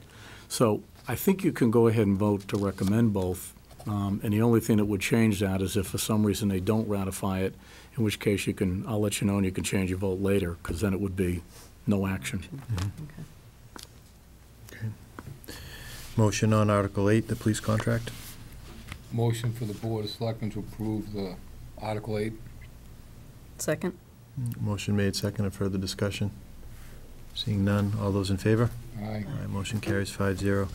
The Article 9 is the highway contract. Motion for the Board of Selectmen to approve Article 9. Second. Motion made, seconded, further discussion on the highway contract. All those in favor? Aye. Motion carries 5-0. Article 10 is the Boyden Library employee That's no contract. action. No action? That won't be done in time. So I move to take no action on Article 10. Second. Under discussion. Is there a problem with that, or is it just it's a process that just hasn't No, it's finished? just, we haven't been able to start it yet. If, by some miracle, we open negotiations and wrap it up very quickly, and I can get that done by mid-April to give you and the AdCom time to consider it, then sure, I'd bring it back to you, but I'm not optimistic. Okay. So motion was made for no action and seconded. Any more discussion? All those in favor? Aye. Motion carries 5-0. 11 is a procedural motion. I think you may be familiar with it. It's just, you recall we made, for all intents and purposes, an internal loan on the fire engine last year. We took money out of the general fund. Now we're putting it back, replacing it with ambulance receipts, and the sewer retained earnings, similar kind of a transfer. Motion to approve Article 11. Second. Motion made, seconded. Further discussion? All those in favor? Aye. Motion carries 5-0. That was the fiscal 13 budget adjustment item. 12 is the annual revolving account warrant article, pretty routine. Just note, there is one new revolving account, the Conservation Commission rental of property. I'm writing a new RFP for them, increasing the rents up to what the statute requires. We're going to take the marginal increase, and we're going to put it in a revolving account for building maintenance, because we have no funding for building maintenance of those two. Over on the rec side, that one house we've got, we fund, we've got $40,000 in that account from building, from rental receipts. So we've got our nice building fund all set up. We don't have anything for Concom, so we're going to start this year, let it build up for a couple of years. What does it mean by annual property rental income in excess of 18,000? So anything over 18 comes to this fund? Correct, because the 18 is what they're collecting now, and that's already factored into the revenue expense forecast. So it's whatever we get over that 18. We're estimating it at around 10. We think it's pretty conservative. But that'll depend on the response to the RFP, and I probably won't be issuing that till later in April or May is when I can find some time to write it. Okay. And then the limit on it is $10,000? Yeah. That's, like I say, very modest. I mean, we think it's going to be more, but on these kinds of accounts, you know, you can be under, but you can't be over. Okay. So a motion on Article 12. Motion to, go ahead, Lauren. Motion to approve Article 12, the annual revolving account. Motion made, seconded. Second. Motion made and seconded. Further discussion? All those in favor? Aye. Motion carries 5-0. Article 13 is 13 is the annual OPEB OPEB. transfer out of meals tax receipts. Motion to approve Article 13. Second. Motion made and seconded, and that's for the $564,069. Further discussion? All those in favor? Aye. Motion carries 5-0. Article 14 is the fund stabilization. It's a transfer. This is the money, as you recall, the budget. We don't need to levy the entire levy, so we're looking to put that money into reserves, and this is one of the two places, OPEB and this, and capital, the three places. That's the 150,000. And this will get our fund balance, one of the ratios, I forget which one it is, but it gets it back to 5%, which is what we told the bonding agencies we'd be doing. Okay. On Article 14, do I have a motion? Motion to approve Article 14, fund stabilization for $150,000. Motion made and seconded Second. by Linda. Any more discussion? All those in favor? Aye. Motion carries 5-0 for Article 14. Article 15 is a personnel bylaw recommended changes. These are both procedural changes. I think you've already approved them, but I'm not sure about, so I think you should pass a new motion. But these are both procedural changes to make the language consistent with statute on FMLA and EEO. EEO is what, Kevin? Equal Employment Opportunity. Okay. Lorraine, you're all up on that? Yep. Motion to approve Article 15. Second. Motion made, seconded. And you hear what Mark just did? He just put it on your shoulders. No. No, because he's always on top. All those in favor? Aye. Motion carries 5-0. All right, Article 16. 16 is just rescinding a surplus bond authorization. If we don't actually rescind the surplus and we carry it on our balance sheet, and it's a negative factor. So once we've done the project and we don't need the bond authorization anymore, we rescind it, it's gone. Okay. Motion made for Article 16. Motion to approve Article 16. Second. Motion made and seconded. Further discussion on rescinding borrowing authorization. No discussion. All those in favor? Aye. Motion carries 5-0. Can I just make one comment on Article 15? Kevin, it came up that the way it's formatted, I'm going to reformat it it. just needs to be reformatted. Yep. Thank you. Okay, Article 17 is the expended highway funds. It's the Chapter 90 annual allocation from the state. This is the article that allows us to spend it on road repair. Motion for Article 17. Motion to approve Article 17. Motion made, seconded. Second. Second by Linda. More discussion? All those in favor? Aye. Motion carries 5-0. Article 18, the Stretch Energy Code bylaw. It's, I don't know how deeply you want to get into this, or you want to defer it to another night, kind of up to you. We can go either way, but this is the last step we need to become a so-called green community, or energy conserving community. Gets us about somewhere between $160,000 and $180,000 grant, which we can then use for retrofitting energy repairs in buildings and streetlights, and then save whatever that creates. So this is the last step to that. And I get into it in a lot more detail, but I know you don't want to do that tonight. So if you want to discuss it more, my suggestion, Mr. Chairman, put it off till next week, and I'll bring some other folks in who each know pieces of this. I do have a lot of discussion on this, so I would put it over to another week. Yeah, Kevin, I don't know if you got wind. There's a lot of discussion that's been going about this, and a lot of people have been talking, and there's a lot of discussion to be had. Yeah, AgCom is very controversial, so. Okay. No. Thorough. I like controversial. Now, I see Oh, the the AgCom article's here, but controversial, not the AgCom. We're thorough. You would never be controversial. He's not even on the AgCom. what's he even doing here? Like the rest of us, he has no life. All right. And did any of you guys come to specifically talk about this? We can wait. You want to wait till next week? Next week we got all the planning and zoning. So actually, the planning board will be here next week, so maybe it's more appropriate We're that. probably going to talk about it tomorrow night, so. Okay, fair enough. Maybe you want to pick any you want. Okay. All right, so let's hold off on Article 18. 28 is the TIF, so that's just a procedural motion to recommend it. Which is done already, and Article 29 is the, You should make a motion for 28, though. Motion to approve Article 28. I think we already did, though. I think that's Well, what we you want voted. us You to do approved it again. it. Oh, was that in the motion that you just read? That's the motion, the four motions we read was Did it include Article 28 of the warrant? Didn't say Article 28, but I don't remember hearing it say All right, Article that's, 28. okay, we might as well say it then, sorry. So, do it to cover. Article 28 is specifically the TIF that we just spoke about. That was the question I had about the language, and Dick said it would be tightened up, so it would be, Yeah. it would be tightened up in the motion? Yes. Yep. Because I don't want the voters to be confused if we tell them You if, can approve the article, the motion will track. well, I mean, The article. this is what's going to be, like in the newspaper, The people are going to be warrant. reading about this. You want to change it to 15, that's no big deal. You could say what it is, but As long as it's okay with you, it's fine with me. Well, the thing is, if people read it and say not less than 5, but more than, at least. So, yeah, if you've got the time later, some warrant, we'll give you an article that reflects the, So let's hold off on it tonight, and then next week, in 2 weeks, we'll get the cleaned up language, and then it'll be a Well, little cleaner. this goes to the printer Friday, so there's no 2 weeks. Friday, this goes to the printer, All right, April so 5th. we have to change that I let Larry know that. I let the board know that by an email I sent to you, by Friday. just so everybody's clear. I guess can I make a motion that we approve Article 18 with the correction, 28. 28. Yeah, sorry. That it says for a period of 15 years.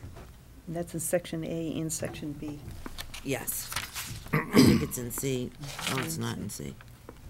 No, it wasn't in C. It was just those two. Like right Right here. Right here. You just want to change it to 15 years. Dick, if you can do that first thing in the morning, please. we could, but Linda's right, for a period of 15 years. And then send it direct to Sandy. I think we She'll- just did it. But, Oh, you did? I mean, the only change is the change Yep. for a period of 15 years. So just have Sandy change it. Oh, I see. Okay, gotcha. Are you extracting any line, though? No, we're just saying, we're just taking out. Yeah, we're going to put in We're 15 years and changing delete not less than 5, no more than 20, right? To Just to 15 be years. consistent for the town voters, so they know what they're voting on. Got that, D? We love consistency. Yes, we do. Yep. You could be like an assistant. Just making sure you have. I could? How? I think it's too late for me to. Can we change my- focus and get through this? No. I made my motion. You already made John It's, Gray I don't know. leave. Did anybody? Oh, John, shut the door. Can we, Love John. didn't have a second, so. That motion was made with the change. Second. And seconded by Ginny. Any more discussion? All right, all those in dare. favor? Aye. Motion carries 5-0. And I And think Cindy and Dick can speak to 29, because I don't really know what it's, I know it's the library easement, that's all I know. It's the easement. It's the access easement for the library. The planning board put a condition in the approvals that there be an access easement because of the way the current configuration is, and this is just to comply with that condition. To get to the back Yes. property, Yes. a butter's property, so the Rear backyard. of, I think it's 5 to 8 Baker Street. Yeah, yeah, Yes. yeah. Yes. I Remember thought those. we already did this. Not Seriously. that I was told. I mean, I was told by we've the been letter, there is talking no about this easement, but For a long time. I think I've we, not seen an easement. I thought we did do it, but it actually, technically it wasn't done. And this is the technicality that does it. Okay. There's 2 little blanks here, so. I'll buy it. Yeah, I Sounds mean- good to me. That out, It's or- much like Shit, ours, Jane. Motion to approve Sandra's already Article given 29. the Second. language that has the specific Second by reference to Lorraine. the plan when we got it, so Okay. that she should have So she already, has that. Can yes. you just double check that, Kevin? Yes, You heard me? I'm just putting in here whatever they write, so. No. No, we already gave Sandra the Just want to double language. check. There's 2 blanks on Article Yeah, those are 29. already in You there. already know that, Yeah. okay. Okay, the motion was We made just- by, Don't just yes me, because I could be saying. motion made by After you Mark, know they seconded by Lorraine. Any more discussion on Article 29 for the easement on Baker Street for the library? No. No. No more discussion. All those in favor? Aye. Motion carries 5-0. Okay, that completes it. So Articles 19 through 27 is going to come back to us next week. Yes. And Article 6, and also the stretch code article, whatever number that is. 17? 17. Okay. We've also have There's nobody else here for any other items, right? Kevin's town manager's performance review. And Kevin, you had put 15 or so minutes on the agenda for that? Yeah, the chairman had asked me to do two things. One was give you the Excel spreadsheet with the goals and objectives that you assign and marginal notes on where they are, which I did. And then Jim asked me to give you a highlight at the meeting. Unfortunately, the format of an Excel spreadsheet doesn't give you any room to really tell you much of anything except sort of the here's where it is. So I did a narrative, which is there. And I don't think you have it, because do you have something that looks like this? No. No. Okay, so there's some sort of a glitch in the office. We'll figure that out. We'll get it to you tomorrow. Just email it Send to it to us. you electronically. This is not a letterhead copy, but we'll get it to you tomorrow so you'll be able to use it as you're doing it. But you wanted me to just do some quick highlights, right? Well, Or what I wanted to do was, as you know, Kevin's contract requires review, and it's tied to goals and objectives. I thought it was important to get his review before April 30th, because last year what happened was there was a new board, new members that came in, and there was an issue of the past member couldn't speak because he wasn't on the board, and then the new member was speaking but didn't have any longevity in basis because they weren't on the board last year. So it was important to me to get this done by April 30th. So this is on the agenda for April 16th for our review. I had asked Lorraine to put together, per his contract, the different items, and we're going to rate them narratively and 1 through 5, and then we're going to put them together, and at the end of the exercise it's almost like he's going to have an A, B, C, or D, and that's part of his contract. To do that, what I asked Kevin to do was give us his self-review, let us review that in our heads for 2 weeks. Between now and 2 weeks from now, make some time with Kevin, have coffee with him, go to his office. Any questions or your review that you want to do independently with Kevin, do that. Get the results back to Lorraine. We'll compile them, and then we'll present in 2 weeks our findings. So this is an opportunity for Kevin to give his self-review so we can listen to it. I'm not expecting a lot of comments back and forth, but just so we can hear it and have that in our mind. Does it make sense to everybody? Yeah. And you'll So- just send that? Yeah, so I'm going to send this to you electronically, Yep. and we'll put a paper copy in here for you to pick up. So I did this self-review remarkably. I didn't find anything wrong with my performance. It's all good. I don't know how that happened. In 2 weeks. I'm working on the bad things, but that'll take me a month or two, so I, may not get it back to you in time. So what I really want to say to the board is, when you read this, it kind of speaks for itself. It's very important that everybody understand, I don't do anything alone. Everything that gets accomplished around here is a composite of a whole bunch of people's work. So it's very hard for me to write a document that says, here's what I did. In fact, I think in this whole 5 pages, you're going to see the word I once, maybe twice, because that's not how it gets done. And I'm not going to sit here and be ridiculous and absurd and try to tell you I did all these things. I didn't. What I will tell you is that we collectively, when I say we, I mean all the department heads first and foremost, because that's your brain trust that manages this community on a day-to-day basis and which does all this work primarily that I'm going to talk to you about. But in addition, and without blowing any smoke up anybody's nose, because I'm not that way as you know, this board, the AdCom, and all the other boards and committees, town council, everybody contributes to what this document talks about. I'm proud of my part in it, obviously, and I'm proud of what we've collectively accomplished. But this is much more, frankly, an indication of what we've done collectively than it is what I've done personally. And in fairness, I think that's the way you should look at it. Here's what we did. What was my role in some of this stuff? And you know that. So, emergency planning. We put an awful lot of pressure on National Grid. They made a lot of repairs. And while the success we've had the last couple of storms is not 100% attributable to the efforts of humans, a lot of it is good fortune. Nonetheless, it is the case that in the last 2 storms, no one in this town lost electricity. Now, some of that's the weather, no doubt about it. But a lot of it is what we did collectively to make sure that the situation we put up with last summer would never happen again. That is not an accident. That is absolutely by design. And National Grid would not have done what they did were it not for the collective work that we all did. Financial stability, enormously proud of where this community is. We're one of 13 last year, I don't know how many there'll be this year, that did not levy the maximum amount of taxes that Prop 2.5 allows us to.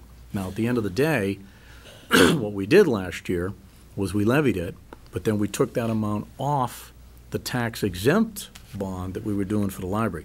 So the taxpayers got it back. But we were one of only 13 towns in the state that were able to do that. That's an exceptionally significant accomplishment that is an accomplishment that's enjoyed by all the department heads. The work they do on a day-to-day basis is really phenomenal. I gave you a bunch of highlights. Probably more than anything else, the single biggest reason is because the work we've done with employee health insurance. The savings this year for fiscal 14, computed by the CFO, Randy, is over $1 million. That's 1 year savings. That is absolute. Now, that's not yet implementing the GIC lookalike, Chapter 69. It's not yet doing that. That's going to be, preliminarily, looks like another $5,000 or $6,000 or $7,000 or $8,000. The way you can tell that this work is happening is the composite 3-year average increase in our health insurance premium has been 4%. Now, I don't think you'd find another community that can boast that record. That has generated tremendous surpluses in terms of what the budget would have gone up to, and that's the single biggest reason why we've had these good things happen. There's been a lot of other things. We've got that overtime program going on in the fire department. We've got the ambulance receipts that we increased, allowing us to transfer $500,000 out of ambulance receipts right into the fire budget. We no longer buy apparatus, ambulances, fire trucks. Taxpayers don't have to pay for them anymore, all paid by ambulance receipts. And there's a whole bunch more in there. The regional sewer funding plan, for years, the single biggest debate in this community was about whether or not the Kraft organization owed the town money. We had that debate, and it was pretty rancorous and at times very divisive. And that was unfortunate. But the reality that we finally accomplished now is we don't need to have that argument anymore because we found another way to fund our participation in the regional sewer plan. You all know about that plan. Jenny's been to every meeting. We've had a discussion on it. It is complicated, no doubt about it, but it makes a clear path to our participation in the regional sewer plan. A side benefit of the fact that we don't have to have that debate with our biggest business partner anymore is that we can now have a relationship with them which is based on win-wins. We're not in a dependent relationship. We're not going there with our hat in hand. We can now see them as equal partners, and a lot of good things are beginning to happen. And I think as the months unfold in the next year or two, you're going to see more and more very good things happen because now we finally are getting back to where we were a few years ago, where our relationship is one of mutual benefit as business partners, with nobody being the party that kind of is dependent overly on the other. Those are two separate accomplishments, which, again, collectively we've done, but I think it's enormously important. Economic development, we just did a great thing tonight, I think. We're doing a lot of good things up on Route 1. You've heard some of the plans, a new hotel. We're getting close to regularizing an agreement, a new agreement on the billboards, which I think will carry us for many years and which will produce very important revenue for the town. And we've got this new economic development initiative that I sent you a memo on a few weeks ago that we're about to launch. We're going to try to get our technology score high. We've got the availability of sewage for the first time, and as news of that gets out and we begin to actually aggressively market the town, I think you're going to see a tremendous amount of business development occurring. We've already got some significant achievements in that area. Unfortunately, I can't talk about them publicly yet because the businesses don't want it publicly announced yet. But you're going to hear some announcements in the next couple of months that are good news. Personnel management, We've done a lot of work there in terms of building systems. You know, we've now built a non-union pay plan. Shortly, we will be able to announce some things in the area of police department compensation. We've got an HR policy book nearing completion. We've got our pay and benefits system updated. And while it is never pleasant, as I say in here, the flip side of paying employees good wages and good benefits is holding them accountable. And in the past 2 years, I have engaged in a lot of, let's call it, employee accountability, meaning had occasion to discipline employees where it was needed, and I'm very happy with the fact that with 200-odd employees, that's only needed to be done 6 or 7 or 8 times, but it has been done. And there have been, unfortunately, a few employee separations. Now, that doesn't get talked about much. It doesn't get discussed here much. I don't herald it. I don't like doing it, frankly. I view it as the most unfortunate part of my job. But I mention it to you and I mention it to the public, lest the impression be government doesn't hold people accountable. Oh, yes, we do. And believe me, we do it in a very significant way. I'm not at liberty to discuss all the details, but I am at liberty to tell you basically what we're doing. And in that report that I've given you, that spreadsheet, you'll see some very, very specific statistics on things that we're engaged in this year. Public safety, a lot of good work is taking place right now. We've completed that analysis on liquor calls to Patriot Place. That report is being drafted as we speak. The spreadsheets are all done. The narrative is being drafted. I hope to have that back to you in a week or two. We've begun discussions with the craft organization about some very significant moves up at Patriot Place. I'm incredibly encouraged by what the discussions are. I hope they'll yield. We did a compliance check this year that ended up in, I think, 6 or 7 hearings.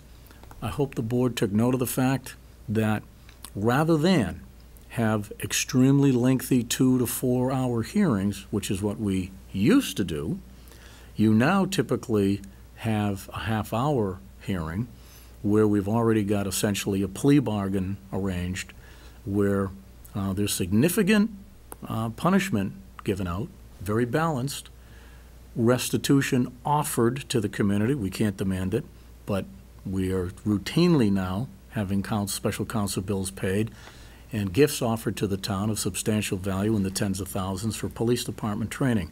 All that's new. That's never happened before. And Chief and I are very proud of what's been happening in that area.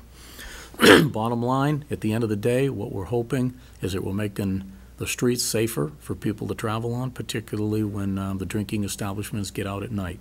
And I give the majority of the credit for that to the chief. He's done an outstanding job with that. Regional services, we've really been a leader in that area. We obtained a $100,000 grant to do a feasibility study with our partners Norwood, Medfield, and Walpole for regional public safety dispatch. That study is well underway. It'll produce a final report sometime early this summer. And I believe that we will be then on to the design phase and the actual construction, I'm hoping next year. We'll see if it happens quite that quickly. We formed a regional veteran service organization. This town was in the leadership position, and I'm very proud of the fact that while our veterans community was initially very skeptical about this, through some very hard work that Mike Johns and others did, we now have tremendous support in the veterans community for what the regional district is doing. And in fact, with the retirement of the initial director, a Foxborough resident, Mike Johns, is now the regional director, and all is going pretty well with that. And finally, we continue to work on the regional sewer agreement, and we continue to participate in the Southeast Regional Services Group, a consortium that represents over 15 cities and towns, purchasing a huge variety of supplies, paper, bituminous concrete, rock salt, and our savings is in excess of $100,000 a year compared to what we would get those prices at, and we do check it on a regular basis. DPW, I think you're all aware that we've made major advancements in that area. The most important and most significant advances in that area are not the clerical staff that we've reduced from 6 to 4, saving 2 full-time positions, nor is it the 12 to 15,000 a year that we now save in snow plowing by virtue of putting our own drivers in our own trucks versus hiring very expensive contract plows. Those are small things in my estimation. Good things, but small things. The real savings is you will never see us again pave a road only to tear it up and put in a water pipe, or pave a road and tear it up prematurely and put in a sewer line, or vice versa. You're not going to see that happen anymore because it's all coordinated. We can now control the town's entire water system, from an iPhone. The water superintendent can control the levels, the fill rates, everything from a telephone because we have a SCADA control system. We now have an inventory on all town roads, and you may have heard the governor just proposed a major grant program to give cities and towns the money to create pavement management systems. We're already there, unfortunately. I'll see if I can get a grant retroactive. I don't think so, but we're already there. But the fact that the state is now providing major money for that tells you that most towns aren't even close to where we are. And all that is attributable to the creation of this DPW and the hiring of the professional staff that are now doing it. Energy efficiency, our RFQ that we issued in the fall of last year to construct the solar array on the landfill. We had about 3 months, did a lot of engineering. Unfortunately, the company decided after the 3 months of engineering that they couldn't do it. It was not economical for them to do it, so they backed out. We negotiated. They paid our special counsel bill, and they also turned over to us $30,000 to $50,000 worth of free engineering, soil borings, surveys, whole variety of stuff. We are writing a new RFP, request for proposals, right now, armed with this really sophisticated engineering. We think we're going to get much better on-point bids, and probably this summer sometime we'll be into the permitting process. We may get lucky and start construction in the fall. More than likely we'll start construction in the spring of next year, but I think we'll have a much better participation. The revenue to the town, while I don't want to prematurely estimate it, I will tell you will be in the multi-hundreds of thousands of dollars. Multi-hundreds of thousands. This is going to be a very big deal to the town. And we're doing a lot of other smaller things in the area of energy conservation. And that, on only a couple of breaths, is the highlights, Mr. Chairman, members of the board. Thank you very much, Kevin. And more so for Jenny, because you weren't here last year, and for the people at home, why we're doing this in public. We're a public board. We can't do it in private.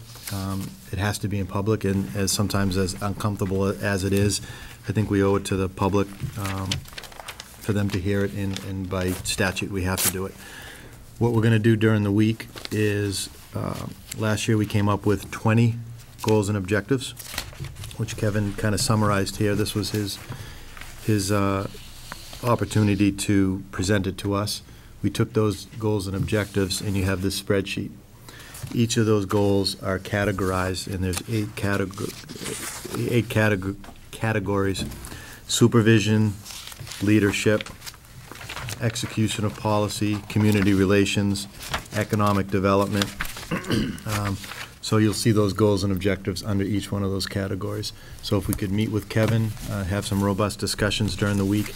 I'll send out an email on some dates that we're expecting something back so we can compile it, and then we'll present it. What I did last year, again, it was after the previous chairman left, I put them all together. Everyone's going to see what everyone writes after the fact, but what we're going to present is a summary. So we're not going to hear 5 versions of what everyone thinks of Kevin, good, the bad, the ugly. It's going to be one summary, and as a board, we're going to rate them. So that's what you're going to see with our collective ones, and that's going to be in Kevin's on record, and it's part of Kevin's file as well. Any questions on the review? I'll send out the electronic version to you tomorrow. You have the hard copy. Okay, and you'll email that tomorrow? Yes, I will. to us. My Okay, apologies for the glitch, but there was a lot of stuff they had to get ready for you this week, and been a busy week. somehow slipped through the cracks, but we'll get it out tomorrow morning. Very good, thank you, appreciate that. I think that concludes our agenda, other than executive session, and I appreciate Chief O'Leary waiting over an hour, appreciate that. So, all right, so let's go into executive session for the purpose of, do I have a motion? I move that we go into executive session for the purpose of negotiations with non-union personnel and deployment of security personnel, only to come back into session for the sole purpose of adjournment. Very good. Second. Motion made, seconded. Linda? Yes. Ginny? Yes. Lorraine? Yes. Yes. Mark? And myself says yes, so 5-0. Thank Good evening, you. everyone, thank you.